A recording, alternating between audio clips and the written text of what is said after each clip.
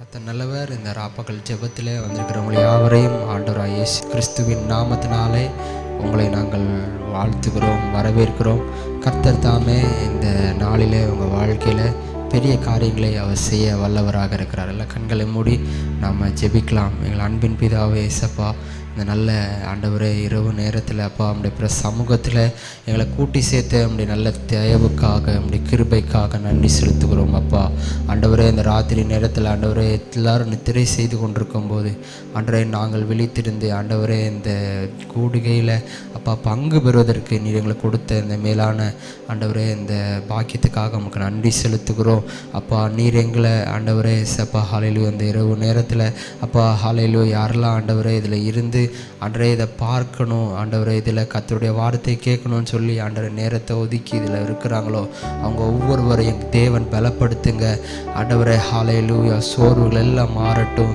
ஆண்டவரே ஹல்லேலூயா அவங்களுக்கு ஆண்டவரே இந்த நேரம் அவங்க வாழ்க்கையில் ஒரு விலையேற பெற்றதாக இருக்கிறதுக்காக நன்றி. ஆண்டவரே இந்த நாள் அப்பா ஹல்லேலூயா இந்த நேரம் அப்பா அவங்க வாழ்க்கையில் நீர் அற்புதம் செய்கிற ஆண்டவரே வேலையாக இருக்கிறதுக்காக நன்றி இயேசுவே. அப்பா உம்முடைய நாமம் நாங்கள் உயர்த்தும் போது ஆண்டவரே உம்முடைய நாமத்தை பிரஸ்தாபடுத்துகிற எந்த ஸ்தானத்திலும் இறங்கி வந்து எங்களை ஆசீர்வதிக்கிற தேவனாக இருக்கிறீங்க ஆண்டவரே. அப்பா அது எந்த இடமா இருந்தாலும் ஆண்டவரே அவங்க ஒருவேளை இந்த ஜெபத்தின் நேரத்தில் வெளியில் ஆண்டவரே வேலையில் இருந்தாலும் ஆண்டவரே பல காரியங்களில் அவங்க ஈடுபட்டிருந்தாலும் அப்போ அந்த சத்தத்தை கேட்கும் போதே தேவனுடைய பிரசன்னம் அவங்களை ஆண்டவரே மூடட்டும். ஆண்டவரே உம்முடைய மகிமை ஆண்டவரே அவங்க வாழ்க்கையில் வெளிப்படட்டும் ஆண்டவரே. ஓ ஹல்லேலூயா ஹல்லேலூயா. அப்பா நீர் ஆண்டவரே இந்த நாளில் அப்பா எங்கள் வாழ்க்கையில் ஆண்டவரே ஹல்லேலூயா ஆண்டவரே உம்முடைய ஆண்டவரே கிரியைகள் ஆண்டவரே உம்முடைய வல்லமை எங்கள் வாழ்க்கையில் வெளிப்படட்டும். அப்பா நீங்கள் ஆண்டவரை செய்ய நினைத்தது ஒன்றும் தடைபடுவதில்லை நாங்கள் பார்க்குறோம் ஆண்டவரே. இந்த என்னென்ன எதிர்பார்ப்போடு அப்பா இதில் வந்திருக்கிறாங்களோ ஒவ்வொருவருடைய ஆண்டவரே விருப்பங்களையும் கர்த்தர் அறிந்திருக்கிறீங்க. அவங்களுடைய எண்ணங்கள் இயக்கங்களை கர்த்தர் நிறைவேற்றுகிறவராக இருக்கிறீங்க சப்பா. அப்பா இந்த ராத்திரி வேளையில் அப்பா நீர் அவங்களுக்கு ஆண்டவரே இந்த கூடுகையில் ஆண்டவரே அவங்க அட்டன் பண்ணும்போதே தேவன் அவங்க வாழ்க்கையில் ஆண்டவரே சப்பா அற்புதம் செய்கிறீர் என்பதை அவங்க அறிந்து கொள்ளட்டும். தேவனுடைய ஆண்டவரே சப்பா ஹல்லேலூயா வார்த்தைகள் அவங்கள தொடட்டும். அப்பா ஒவ்வொரு பகுதியும் கர்த்தர் ஆசீர்வதித்து கொடுங்க. நீர் மகிமைப்படுங்கப்பா. நீர் மாத்திரம் உயர்த்தப்பட வேண்டும் ஆண்டவரே. நாங்கள் உயர்த்துக்கிறோம் ஆண்டவரே. உமக்கு நாங்கள் எல்லா துதியும் கனமும் மகிமையை நாங்கள் உங்களுக்கு செலுத்துக்கிறோம்ப்பா. ஆண்டவரே நீங்கள் இந்த நாளில் எங்கள் வாழ்க்கையில் ஆண்டவரே இந்த நேரத்தை ஆண்டவரே சப்பா நம்முடைய சமூகத்தில் செலவழிக்கிற ஒவ்வொருடைய வாழ்க்கையில் இதோடைய நன்மைகளை இதோடைய மேன்மைகளை அப்பா ஆசீர்வாதங்களை அவங்க கண்டுக்குள்ள உதவி செய்ய போவதுக்காக நன்றி. இந்த ஜெபம் முழுவதும் தேவனுடைய பிரசனங்களை ஆளுகை செய்யட்டும்.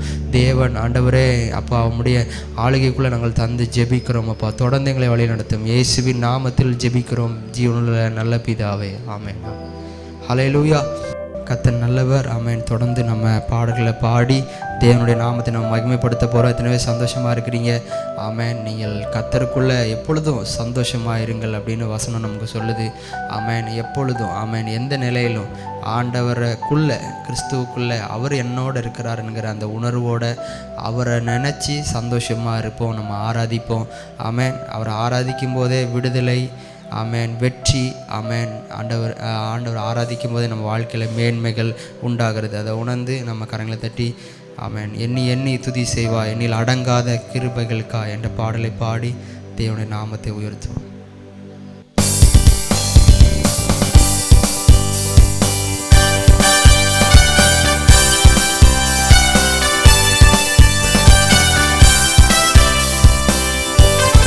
கரங்களை தட்டி உற்சாகமாக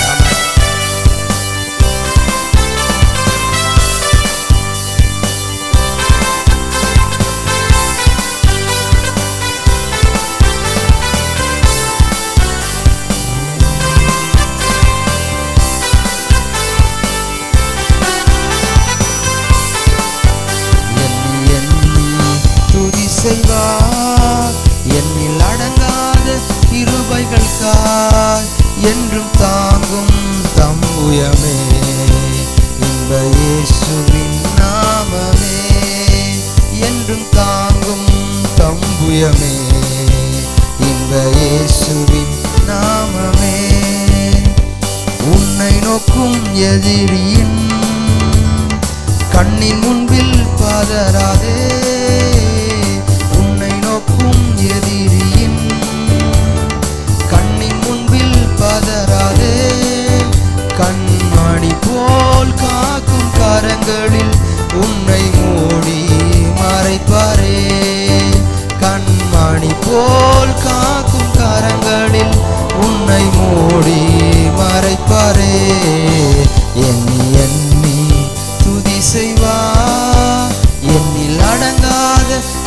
கிருபைகளுக்கா என்றும் தாங்கும் தம்புயமே இன்ப இயேசுவின் நாமமே என்றும் தாங்கும் தம்புயமே இன்ப இயேசுவின் நாமமே யோர்தான் புரண்டு வரும்போல் எண்ணற்ற பாரங்களோ யோர்தான் புரண்டு வரும்போல் எண்ணற்ற பாரங்களோ எலியாவின் தேவன் எங்கே உந்தன் விசுவாச சோதனையில் எலியாவின் தேவன் எங்கே உந்தன் விசுவாச சோதனையில் எண்ணி எண்ணி துதி செய்வார் என்னில் அடங்காத கிருபைகளுக்கா என்றும் தாங்கும்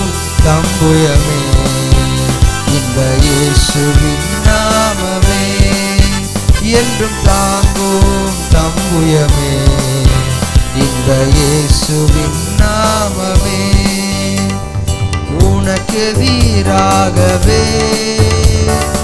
ஆயுதம் வாய்க்காதே உனக்கு வீராகவே ஆயுதம் வாய்க்காதே உன்னை அழைத்தவர் உம்மை தேவன் அவர் தாசருக்கு நிதியவர் உன்னை அழைத்தவர் உம்மை தேவன் அவர் தாசருக்கு நீதிபர எண்ணி எண்ணி துதி செய்வார் என்னில் அடங்காத கிருபைகளுக்கா என்றும் தாங்கும் தம்புயமே இயேசுவின் நாமமே என்றும் தாங்கும் தம்புயமே இந்த இயேசுவின் நாமமே என்றும் தாங்கும் தம்புயமே இந்த இயேசுவின் நாமமே என்றும் தாங்கும் தம்புயமே இந்த இயேசுவின் நாமமே. ஹல்லேலூயா.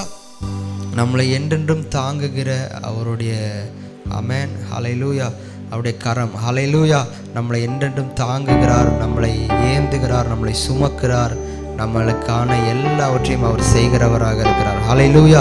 எத்தனை விசுவாசிக்கிறீங்க? ஹல்லேலூயா. ஆமென். அவர் போல நம்மளை நடத்துகிறதுக்கு ஒரு நல்ல தகப்பன் யாருமே கிடையாது. அவரை போல நம்மளை நேசிக்க, நம்மளை பராமரிக்க, நமக்கு உதவி செய்ய அவர் போல அவருக்கு ஈடு இணை யாரும் வர முடியாது. ஆமென். அவ்வளவு நல்லவர் அவர். ஹல்லேலூயா. அவரை நம்ம பாடி நம்ம ஆராதிக்கிறோனாலே அது எவ்வளோ பெரிய சந்தோஷம், எவ்வளோ பெரிய ஆசீர்வாதம். ஹல்லேலூயா. எத்தனை பேர் ஆயத்தமாக இருக்கிறீங்க? இன்னொரு பாடலை கூட சேர்ந்து நாம் கர்த்தர் நாமத்தை உயர்த்துவோம்.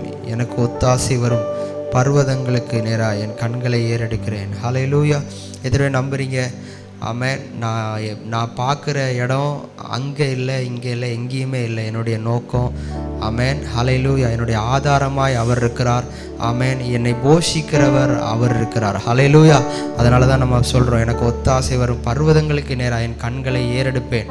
வானத்தையும் பூமி உண்டாக்கின கர்த்தரிடத்திலிருந்து எனக்கு ஒத்தாசைகளும் உதவிகளும் அனுகூலமும் எனக்கு உண்டாகும். ஆமென். வரும். ஹல்லேலூயா. எத்தனை நம்புறீங்க? அதை உணர்ந்து கரங்களை தட்டி தேவனுடைய நாமத்தை மகிமைப்படுத்தும்.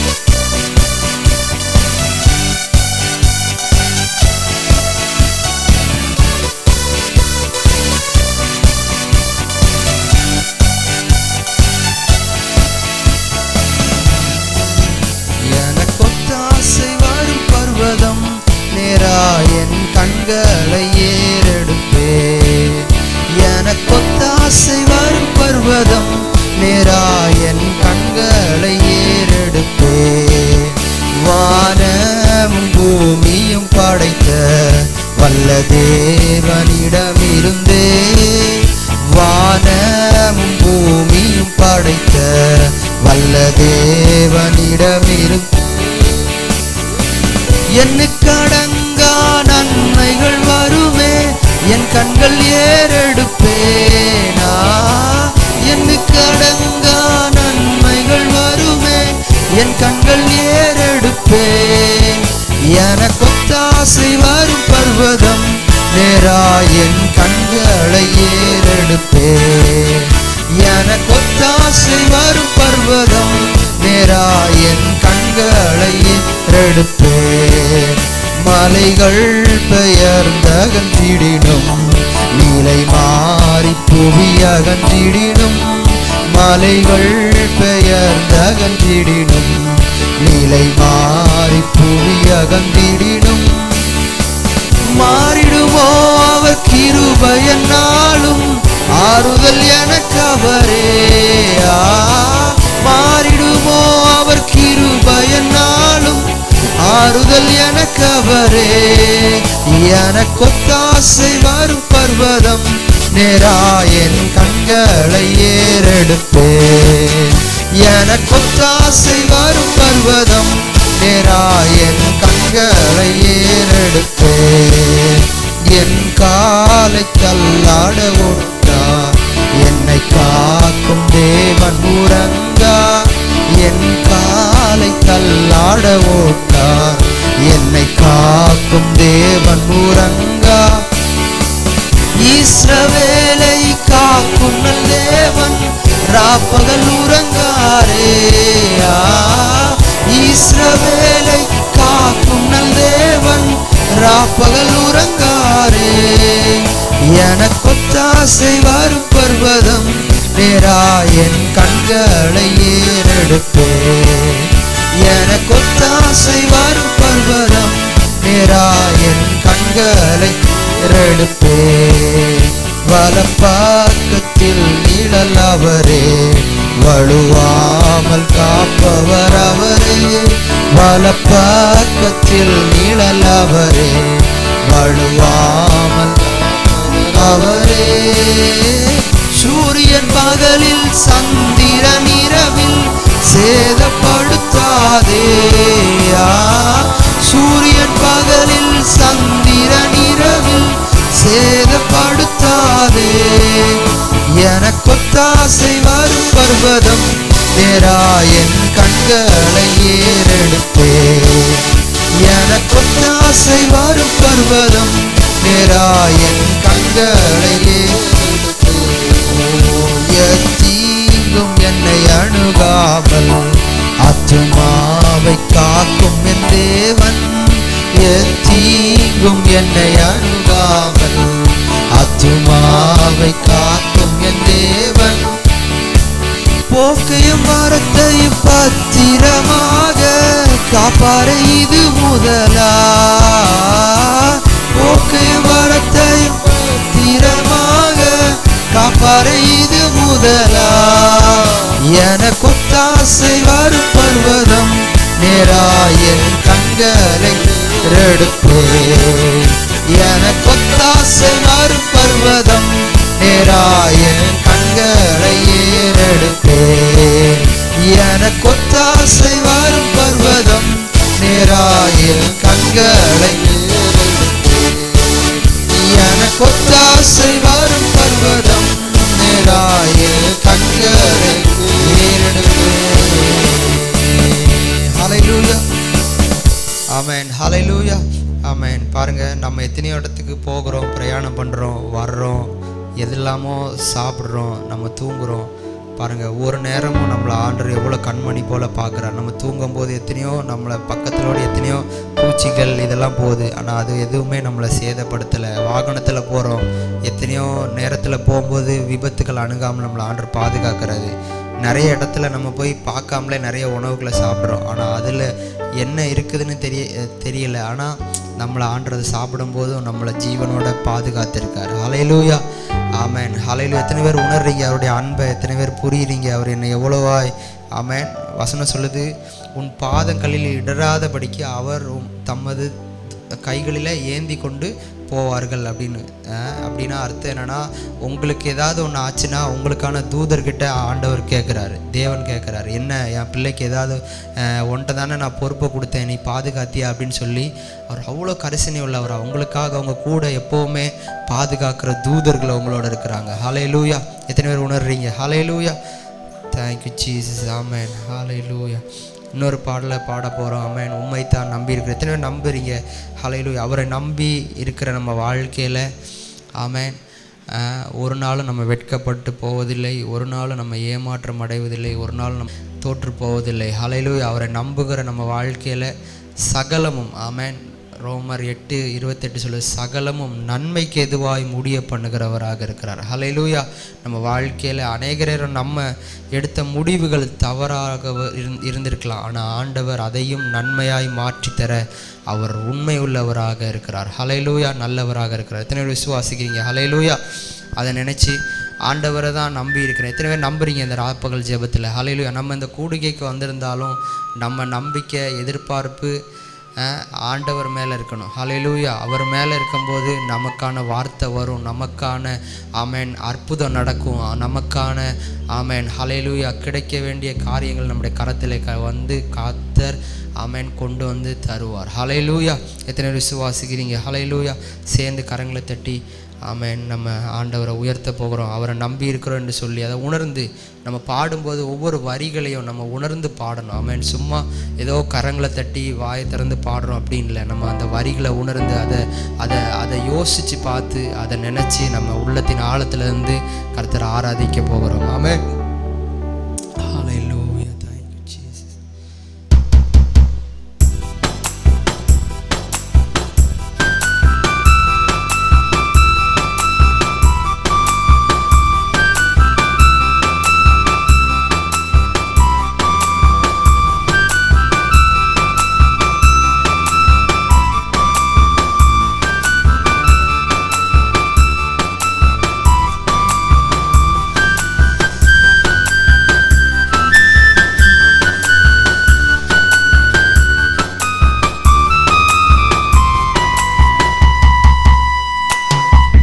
உம்மைத்தான் நம்பியிருக்கிறோ,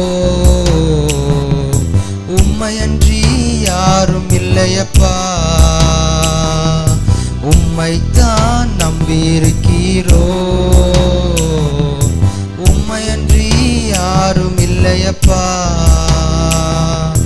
அற்புதம் செய்யுங்கப்பா எங்க வாழ்க்கையில, உம்மைத்தான் நம்பியிருக்கோம் ஏசப்பா. அற்புதம் செய்யுங்கப்பா எங்க வாழ்க்கையில, உம்மைத்தான் நம்பியிருக்கோம் ஏசப்பா. உம்மைத்தான் நம்பியிருக்கிறோ, உம்மையன்றி யாரும் இல்லையப்பா. உம்மைத்தான் நம்பியிருக்கிறோ, உம்மையன்றி யாரும் இல்லையப்பா.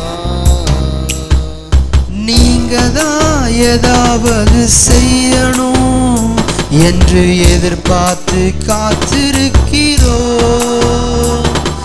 நீங்க தான் ஏதாவது செய்யணும் என்று எதிர்பார்த்து காத்து நிற்கிறோ. நீ சொன்ன வார்த்தைய பிடித்து கொண்டு, நீர் சொன்ன வார்த்தை பிடித்து கொண்டு உங்க கரத்தையே நோக்கி இருக்கிறோ, உங்க முகத்தையே நோக்கி இருக்கிறோ. அற்புதம் செய்யுங்கப்பா எங்க வாழ்க்கையில, உம்மைத்தான் நம்பி இருக்கோம் ஏசப்பா. அற்புதம் செய்யுங்கப்பா எங்க வாழ்க்கையில, உம்மைத்தான் நம்பி இருக்கோம் ஏசப்பா. உம்மைத்தான் நம்பி இருக்கிறோ,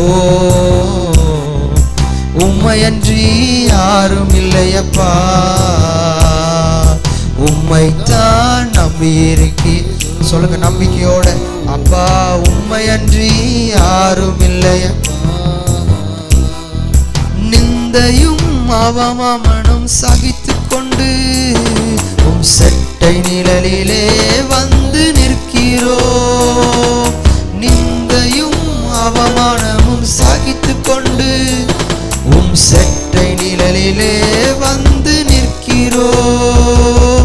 நிச்சயமாய் செய்வீரென்ற நம்பிக்கையில், நிச்சயமாய் செய்வீரென்ற நம்பிக்கையில் உங்க கரத்தையே நோக்கி இருக்கிறோம். உங்க கரத்தையே நோக்கி இருக்கிறோம். அற்புதம் செய்யுங்கப்பா எங்க வாழ்க்கையில, உம்மைத்தான் நம்பி இருக்கோம் ஏசப்பா. அற்புதம் செய்யுங்கப்பா எங்க வாழ்க்கையில, உம்மைத்தான் நம்பி இருக்கோம் ஏசப்பா. உம்மைத்தான் நம்பி இருக்கிறோம். உம்மையன்றி யாரும் இல்லையப்பா. உம்மைத்தான் நம்பி இருக்கிறோம். உம்மையன்றி யாரும் இல்லையப்பா. அற்புதம் அற்புதம் செய்யுங்கப்பா எங்க வாழ்க்கையில, உம்மைத்தான் நம்பி இருக்கோம் ஏசப்பா. அற்புதம். எத்தனை பேர் கேட்க ஆயத்தமா இருக்கிறீங்க? இந்த ராத்திரி வேளையில உங்க வாழ்க்கையில அவர் இன்றும் அற்புதம் செய்கிறவராய். ஆமென். அவருடைய வல்லமைகள் இன்றும் குறைந்து போகவில்லை. அவருடைய வல்லமை இன்னும் குறைந்து போகவில்லை. அவருடைய உயிர் திறந்த மகிமை இன்றும் மாறவில்லை. உம்மைத்தான் நம்பி இருக்கிறோம். சொல்லுங்க, ஆண்டவரே உம்மையன்றி எங்களுக்கு வேற எதுவும் வழி தெரியாதுப்பா. உம்மைத்தான் நம்பி, எங்களுக்கு வேற வழி கிடையாதப்பா. நீங்க தான் அற்புதம் செய்யணும். நீங்க தான் எங்க வாழ்க்கையில அதிசயம் செய்யணும். உம்மைத்தான் நம்பி இருக்கிறோம் ஏசையா. உம்மையன்றி யாரும், உம்மை நாங்கள் நம்புகிறோம். உம்மைத்தான் நம்பி இருக்கிறோம், நம்புகிறோம். உம்மையன்றி யாரும் இல்லையப்பா. அற்புதம் செய்யுங்கப்பா எங்க வாழ்க்கையில, உம்மைத்தான் நம்பி இருக்கோம் ஏசப்பா. கேளுங்க கேளுங்க. அற்புதம் செய்யுங்க எங்க வாழ்க்கையில, உம்மைத்தான் அப்பா. எங்கள் எதிர்பார்ப்பு நீங்க தான். உம்மைத்தான் நம்பி இருக்கிறோம். உம்மையன்றி யாரும், கூப்பிடுகிற யாவருக்கும் சமீபமாயிருந்து பதில் கொடுக்கிறவர். இன்னைக்கு ஆண்டவரே உம்மை நோக்கி கூப்பிடுகிற ஒவ்வொருடைய சத்தத்தை கேட்கிறவரே, கூப்பிட்ட குரலுக்கு செவி கொடுக்கிறவரே. இன்றைக்கே ஒரு அற்புதம், இப்பொழுதே ஒரு அற்புதம் செய்கிறதற்காக நன்றி அப்பா. உம்மைத்தான் நம்பி இருக்கிறோம். உம்மையன்றி யாரும் இல்லையப்பா ஏசப்பா. நன்றி அப்பா. எத்தனை பேர் நம்புறீங்க? கரங்களை வைத்து ஹல்லேலூயா. அப்பா, எனக்கு அற்புதம் செய்கிறவர் நீங்க ஆண்டவரே. என் வாழ்க்கையில் அதிசயம் செய்கிறவர் நீங்க அப்பா. ஆண்டவரே உம்மைத்தான் நாங்கள் நம்பி இருக்கிறோம் முழுமையாய். வேற எந்த இதையும் நாங்கள் நம்பல ஆண்டவரே. வேற எந்த ஆண்டவரே ஏசப்பா, வேற எந்த வழியும் எங்களுக்கு தெரியாது ஆண்டவரே. உங்களை மட்டும்தான் ஆண்டவரே. எனக்கு என்னுடைய உதவி, என்னுடைய ஒத்தாசை, என்னுடைய அனுகூலங்கள் எல்லாமே நீங்க தான் ஆண்டவரே. ஹல்லேலூயா ஹல்லேலூயா. நன்றி அப்பா, நன்றி ஆண்டவரே. நன்றி ஆண்டவரே. ஹல்லேலூயா ஹல்லேலூயா. நன்றி நன்றி ஆண்டவரே. ஹல்லேலூயா. thank you Jesus. ஹல்லேலூயா. நிச்சயமாகவே முடிவு உண்டு. உங்க நம்பிக்கை வீண் போவதில்லை. எத்தனை பேர் நம்புறீங்க? நான் அவரை நம்பி இருக்கிறதுனால ஹல்லேலூயா நான் வெட்கப்பட்டு போவதில்லை. அவரை நான் நம்பி இருக்கிறதுனால, அவரை நம்பி வந்த ஒருவர் கூட இதுவரைக்கும் அவமானப்பட்டு போனதில்லை, ஏமாற்றம் அடைந்ததில்லை, தோற்று போனதில்லை. ஹல்லேலூயா. உங்க வாழ்க்கையில நீங்க நிச்சயமாய் உங்களுக்கு அற்புதத்தை கர்த்தர் செய்ய வல்லவராக இருக்கிறார். நன்றி ஆண்டவரே. ஹல்லேலூயா. உங்க நாமம் உயரணும், இன்று மேன்மை அடையணும். பாடுவோம் அல்லேலூயா.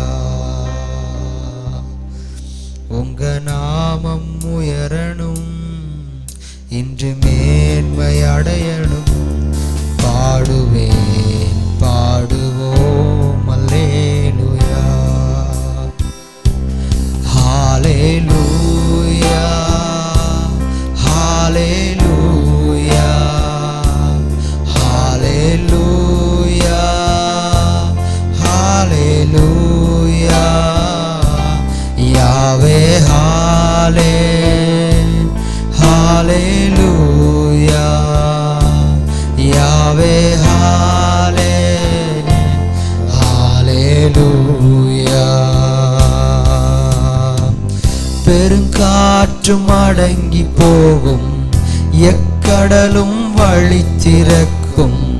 உங்க நாமம் உயர்த்தும் போது கண்மலையும் கரைந்து போகும். பெருங்காற்றும் அடங்கி போகும், எக்கடலும் வழி திறக்கும். உங்க நாமம் உயர்த்தும் போது கண்மலையும் கரைந்து போகும். இயேசுவே உம் நாமமே உயரணும். அல்லேலூயா. இயேசுவே உம் நாமமே பெருகணும். அல்லேலூயா. உங்க நாமம் உயரணும், இன்று மேன்மை அடையணும். பாடுவேன் பாடுவோம் அல்லேலூயா. உங்க நாமம் உயரணும், இன்று மேன்மை அடையணும். பாடுவேன் பாடுவோம் அல்லேலூயா. சிங்கத்தின் கேபியிலும் தீச்சூளை நடுவிலும் உங்க நாமம் உயர்த்தும் போது சேதங்கள் அணுகிடாதே. சிங்கத்தின் கேபியிலும் தீச்சூளை நடுவிலும் உங்க நாமம் உயர்த்தும் போது சேதங்கள் அணுகிடாதே. இயேசுவே உம் நாமமே உயரணும். அல்லேலூயா. இயேசுவே உம் நாமமே பெருகணும். அல்லேலூயா. உங்க நாமம் உயரணும், இன்று மேன்மை அடையணும். பாடுவேன் பாடுவோம் அல்லேலூயா. உங்க நாமம் உயரணும், இன்று மேன்மை அடையணும். பாடுவேன் பாடுவோம் அல்லேலூயா. சிறைச்சாலை அடைப்பதில்லை, சங்கிலிகள் நிரந்தரமில்லை. உங்க நாமம் உயர்த்தும் போது அஸ்திபாரம் நிலைப்பதில்லை. சிறைச்சாலை அடைப்பதில்லை, சங்கிலிகள் நிரந்தரமில்லை. உங்க நாமம் உயர்த்தும் போது அஸ்திபாரம் நிலைப்பதில்லை. இயேசுவே உம் நாமமே. எல்லாரும் உயர்த்துவோமா? அல்லேலூயா. இயேசுவே உம் நாமமே பெருகணும். அல்லேலூயா. உங்க நாமம் உயரணும், இன்று மேன்மை. எத்தனை சொல்ல முடியும் என் வாழ்க்கையிலிருந்து? பாடுவோம் அல்லேலூயா. நீங்க உயரணும் அப்பா. உங்க நாமம் இன்று மேன்மை அடையணும். பாடுவேன் பாடுவோம் அல்லேலூயா. இயேசுவே உம் நாமமே உயரணும். அல்லேலூயா. என் வாழ்க்கையில உங்க நாமம் உயரணும். இயேசுவே நீர் பெருகணும். உம் நாமமே உயரணும். ஓ அல்லேலூயா. உங்க நாமம் உயர என் வாழ்க்கையின் ஒவ்வொன்றின் மூலமா பாடுவோம் அல்லேலூயா. நீர் மாத்திரம் உயர்த்தப்பட வேண்டும், உங்க நாமம் உயரணும், இன்று மேன்மை அடையணும். பாடுவோம் அல்லேலூயா, பாடுவேன் அல்லேலூயா. ஹல்லேலூயா ஹல்லேலூயா. எந்த நிலையிலும் உங்களை நாங்கள் ஆராதிப்போம் ஆண்டவரே, எந்த நிலையிலும் உங்களை நாங்கள் துதிப்போம், எந்த நிலையிலும் உண்மை நாங்கள் ஆராதிப்போம் ஆண்டவரே. இப்படி ஒரு இறுதி எத்தனை பேருக்குள்ளே வருது? அவரை மாத்திரம் உயர்த்தி கொண்டே இருப்பேன், எல்லா சூழ்நிலையும் கர்த்தருக்கு நன்றி செலுத்தி கொண்டே இருப்பேன். ஓ,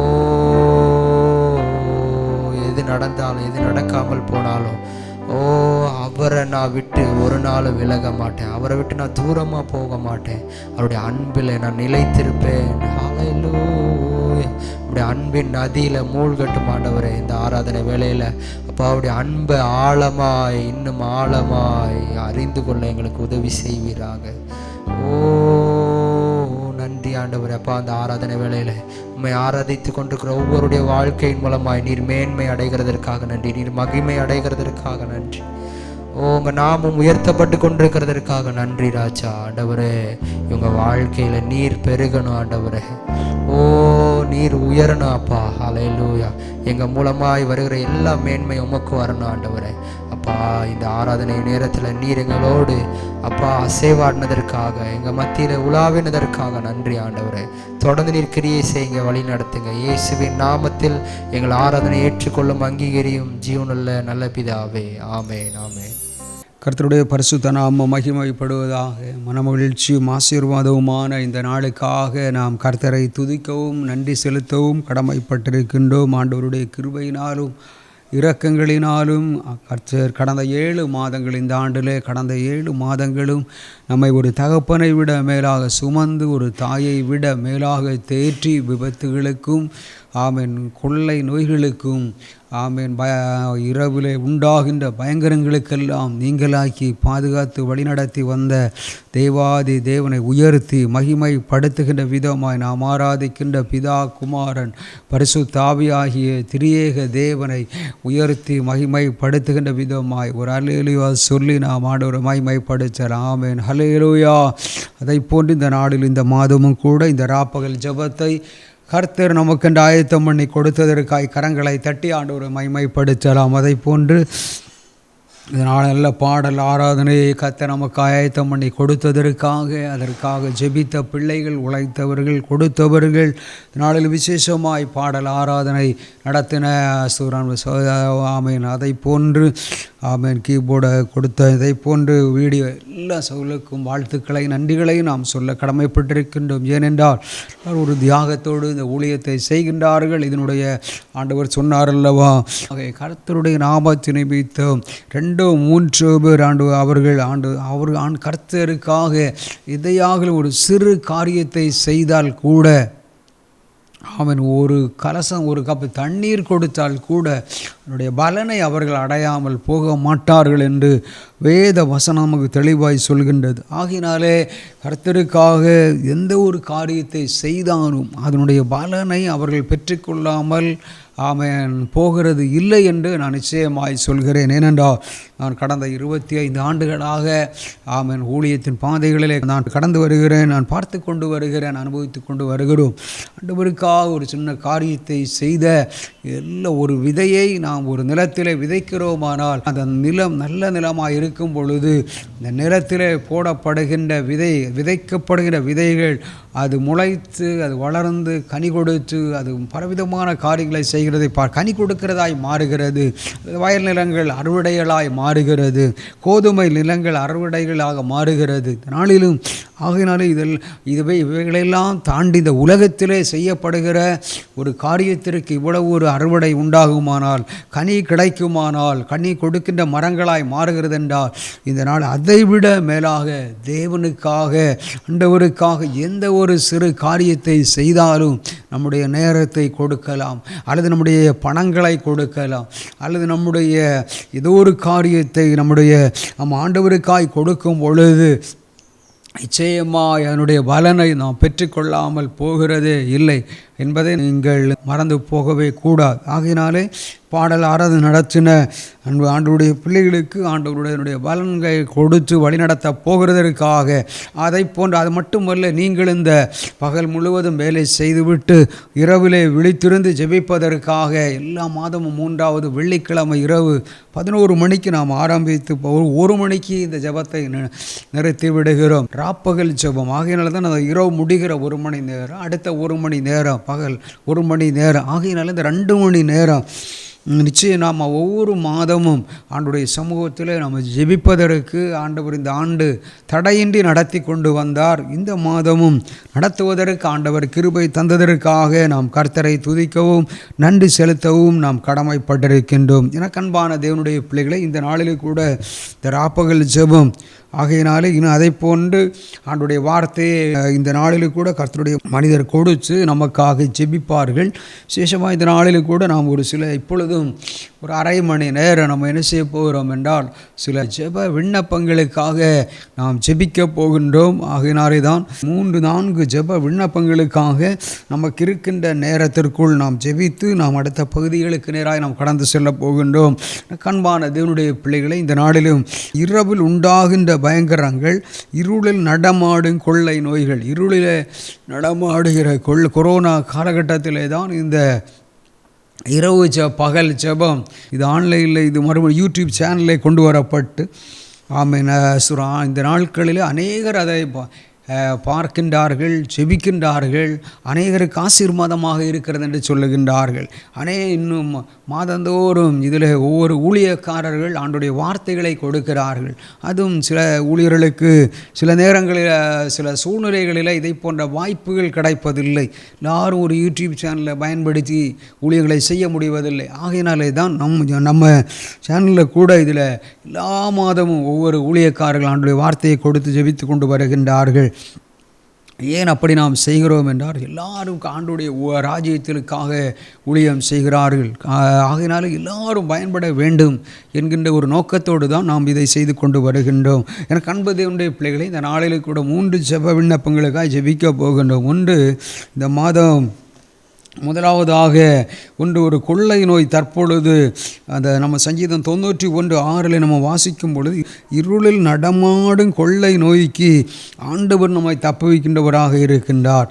அந்த இப்பொழுதும் கூட இந்த மாதம் 6ஆம் தேதி தினத்தந்தி பத்திரிகை நாகர்கோவிலிருந்து வெளியிடப்பட்டிருந்த எடிஷன் பகுதிகளில் போடப்பட்ட ஒரு செய்தியை பார்த்து, சீனாவில் 7000 பேருக்கு சிக்குன் குனியா என்று சொல்லப்படுகிற அந்த நோய் மறுபடியும் என்ன செய்கிறது, ஆரம்பித்திருக்கின்றது. இன்னொரு சீனா பயணத்தை தவிர்க்குமாறு அமெரிக்கா எச்சரிக்கை விடுத்திருக்கின்றது. இந்த காரியத்தை பத்திரிகைகளோ வந்துற காரியத்தை பார்த்து, அப்போ ஒரு சைனா நாட்டில் அருகாமையில் உள்ள நாட்டில் இருக்கின்ற சீனா நாட்டில் கிட்டத்தட்ட 7000 பேருக்கு சிக்கன் குனியா பாதிக்கப்பட்டு, ஏதோ நான் எந்த ஒரு ஜெபக்குறிப்பையுமே நம்ம சுயமாக செய்கிறதில்லை. ஏனென்றால் நமக்கு இந்த ஒரு பத்திரிகைகளை ஏனென்ன சுயமாக செய்யக்கூடிய ஏராளமான ஜெப விண்ணப்பம், காலத்துக்கேற்ற ஜெப விண்ணப்பங்கள் பரிசுத்த வேதாகமத்தில் இப்படி கூட நம்ம ஆண்டவர் இடத்தில் எழுதுகிறார், சமயத்துக்கு ஏற்ற வார்த்தை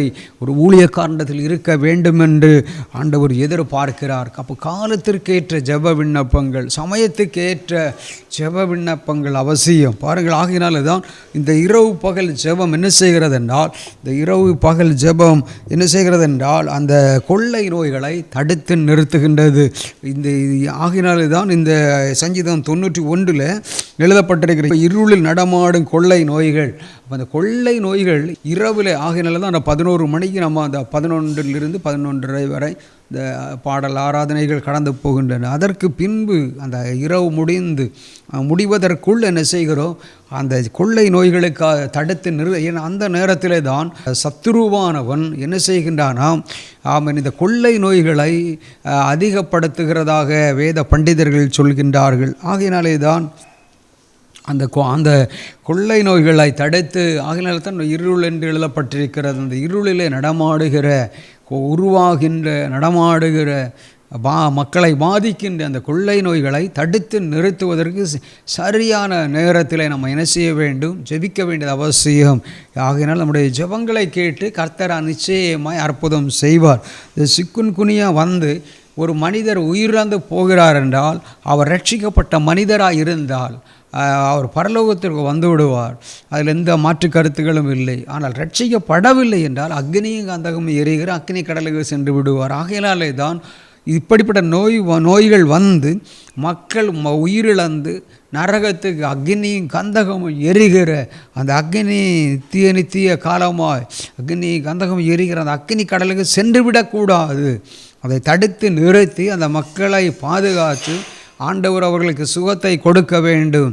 இயேசு சுகத்தை கொடுப்பதோடு மட்டுமல்ல, பலனை கொடுப்பதோடு மட்டுமல்ல, இந்த உலகத்திலே அவர்கள் உயிர் வாழ வேண்டும். ஒன்று. ரெண்டாவது, அவர்கள் அந்த இயேசுனுடைய சிலுவையின் இரத்தத்தினால் அவர்கள் ஏனென்றால் ஒரு மனிதனுடைய பாவம் மன்னிக்கப்படுவதற்கு இரத்தம் சிந்துதல் இல்லாமல் பாவ மன்னிப்பு இல்லை என்று பரிசுத்த வேதாகமத்தில் தெளிவாக எழுதப்பட்டிருக்கிறது. ஆகையினாலே தான் இயேசு நமக்காக ஒரு சிலுவையிலே கடைசி சொட்ட இரத்தம் வரையிலும் நம்முடைய பாவங்களை மீட்பதற்காக நம்ம சில மிருக உயிர்களை பலி கொடுத்து அதனுடைய இரத்தத்தை கொண்டு வந்து பலி செலுத்துவதற்கு பதிலாக, இதெல்லாம் பழைய ஏற்பாட்டின் காலங்களிலே நடந்த காரியங்கள் நமக்கு அறிந்து கொள்ள முடியும். ஆனால் இயேசு வந்த பின்பு இயேசுவே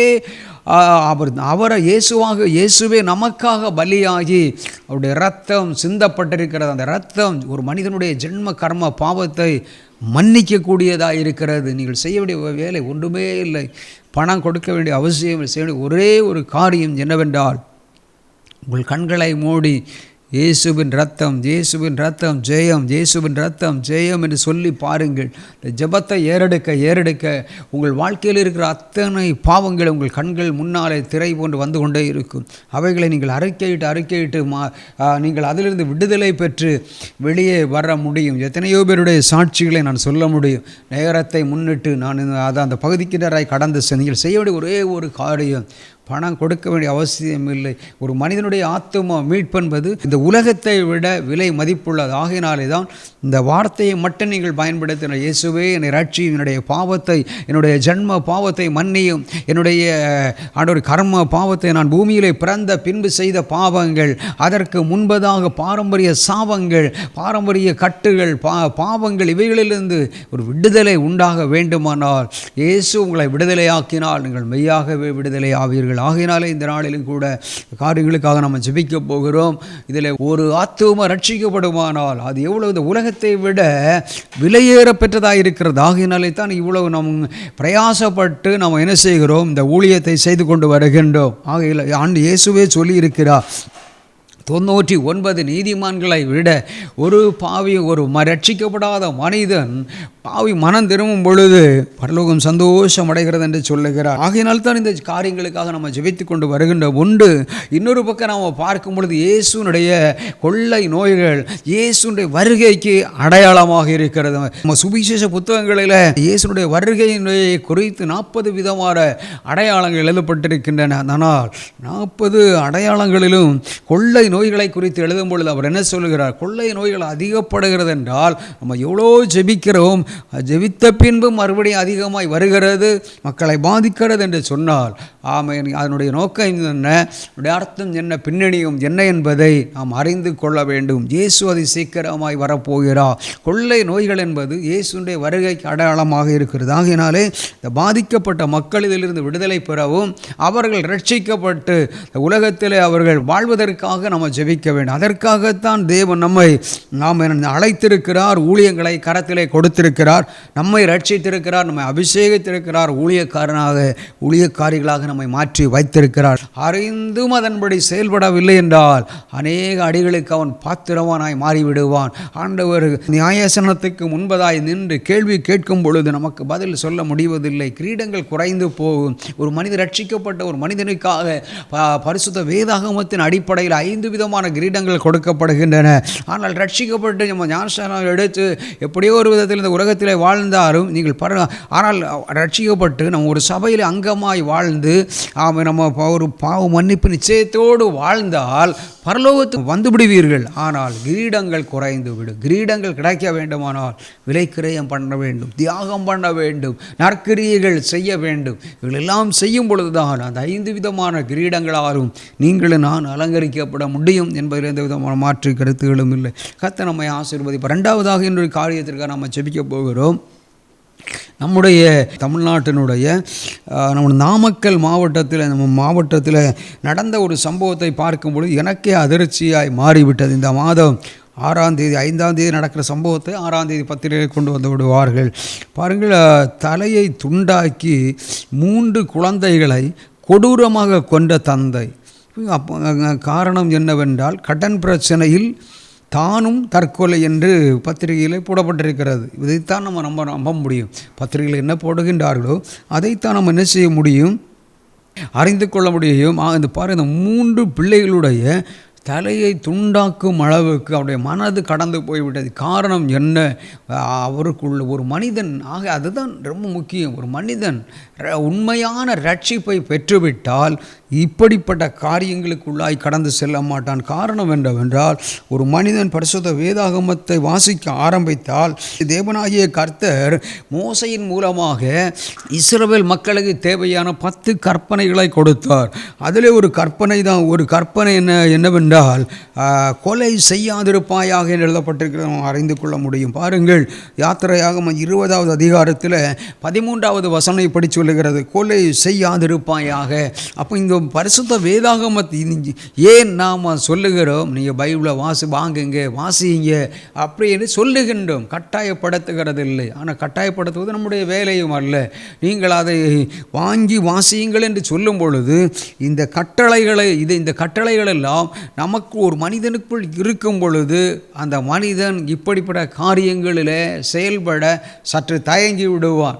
அல்லது இப்படிப்பட்ட காரியங்களை அவன் செய்ய போகிறான் என்றால் அதற்கு தேவன் அதை சீக்கிரமாக அனுமதிக்க மாட்டார். இடையில தூதனை அனுப்பி என்ன செய்வார் என்றால் அவன் தடுத்து நிறுத்துகிறவராய் இருப்பார். மிகாவேல் தூதனை அனுப்பி அவர் தடுத்து நிறுத்துவார். காபிரியேல் தூதனை கொண்டு ஆண்டவர் அவனுக்காக காபிரியேல் தூதன் அந்த மாதிரி சூழ்நிலையில் அந்த மனிதர் ஜெபிக்க முடியாத சூழ்நிலையில் தான் இருப்பார். அதற்காக என்ன செய்வார் என்றால் மிகாவேல் தூதன் தடுத்து நிறுத்துவார்.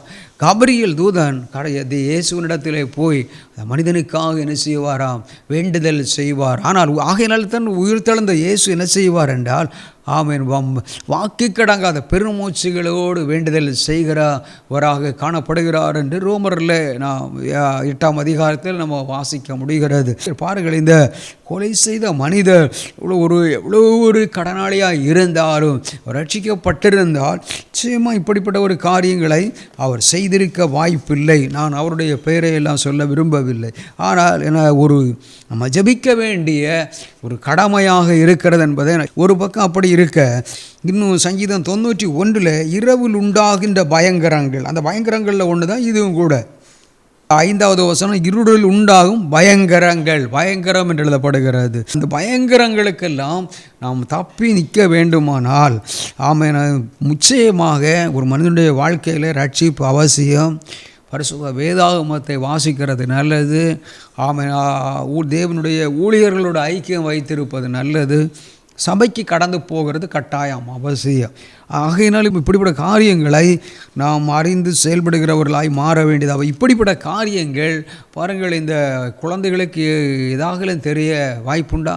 இரவில் நடந்த சம்பவங்கள் கீழே வாசிக்கும் பொழுது அவைகளை குறித்து பாருங்கள்.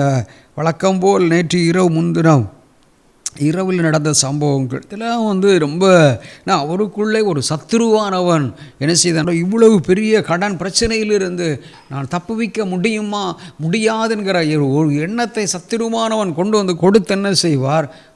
அப்போ நம்ம அந்த பிள்ளைகளையும் கொண்டு நாம் என்ன செய்து விடலாம், நாமும் தற்கொலை சூசைட் பண்ணி விடலாம். இதெல்லாம் சூசைட் அது தற்கொலை ஆவிகள். ஆகையினால தான் எசேக்கியேல் தீர்க்க தரிசனத்தில் ஆண்டவர் என்ன சொல்லுகிறார் என்றால், சாகிறவனுடைய சாவை நான் விரும்பவில்லை. ஏற்கனவே நான் அந்த வசனத்தை பலமுறை உங்களுக்கு ஞாபகப்படுத்தி இருக்கிறேன். எசேக்கியேல் தீர்க்க தரிசன வரங்கள் 18வது அதிகாரத்தில் 32 வசனங்கள், துன்மார்க்கன் சாகிறது எனக்கு எவ்வளவேனும் பிரியமோ அவன் தன் வழிகளை விட்டு திரும்பி பிழைப்பதல்லவோ எனக்கு பிரியம் என்று கர்த்தராகிய ஆண்டவர் ஆண்டவர் சொல்லுகிறார்.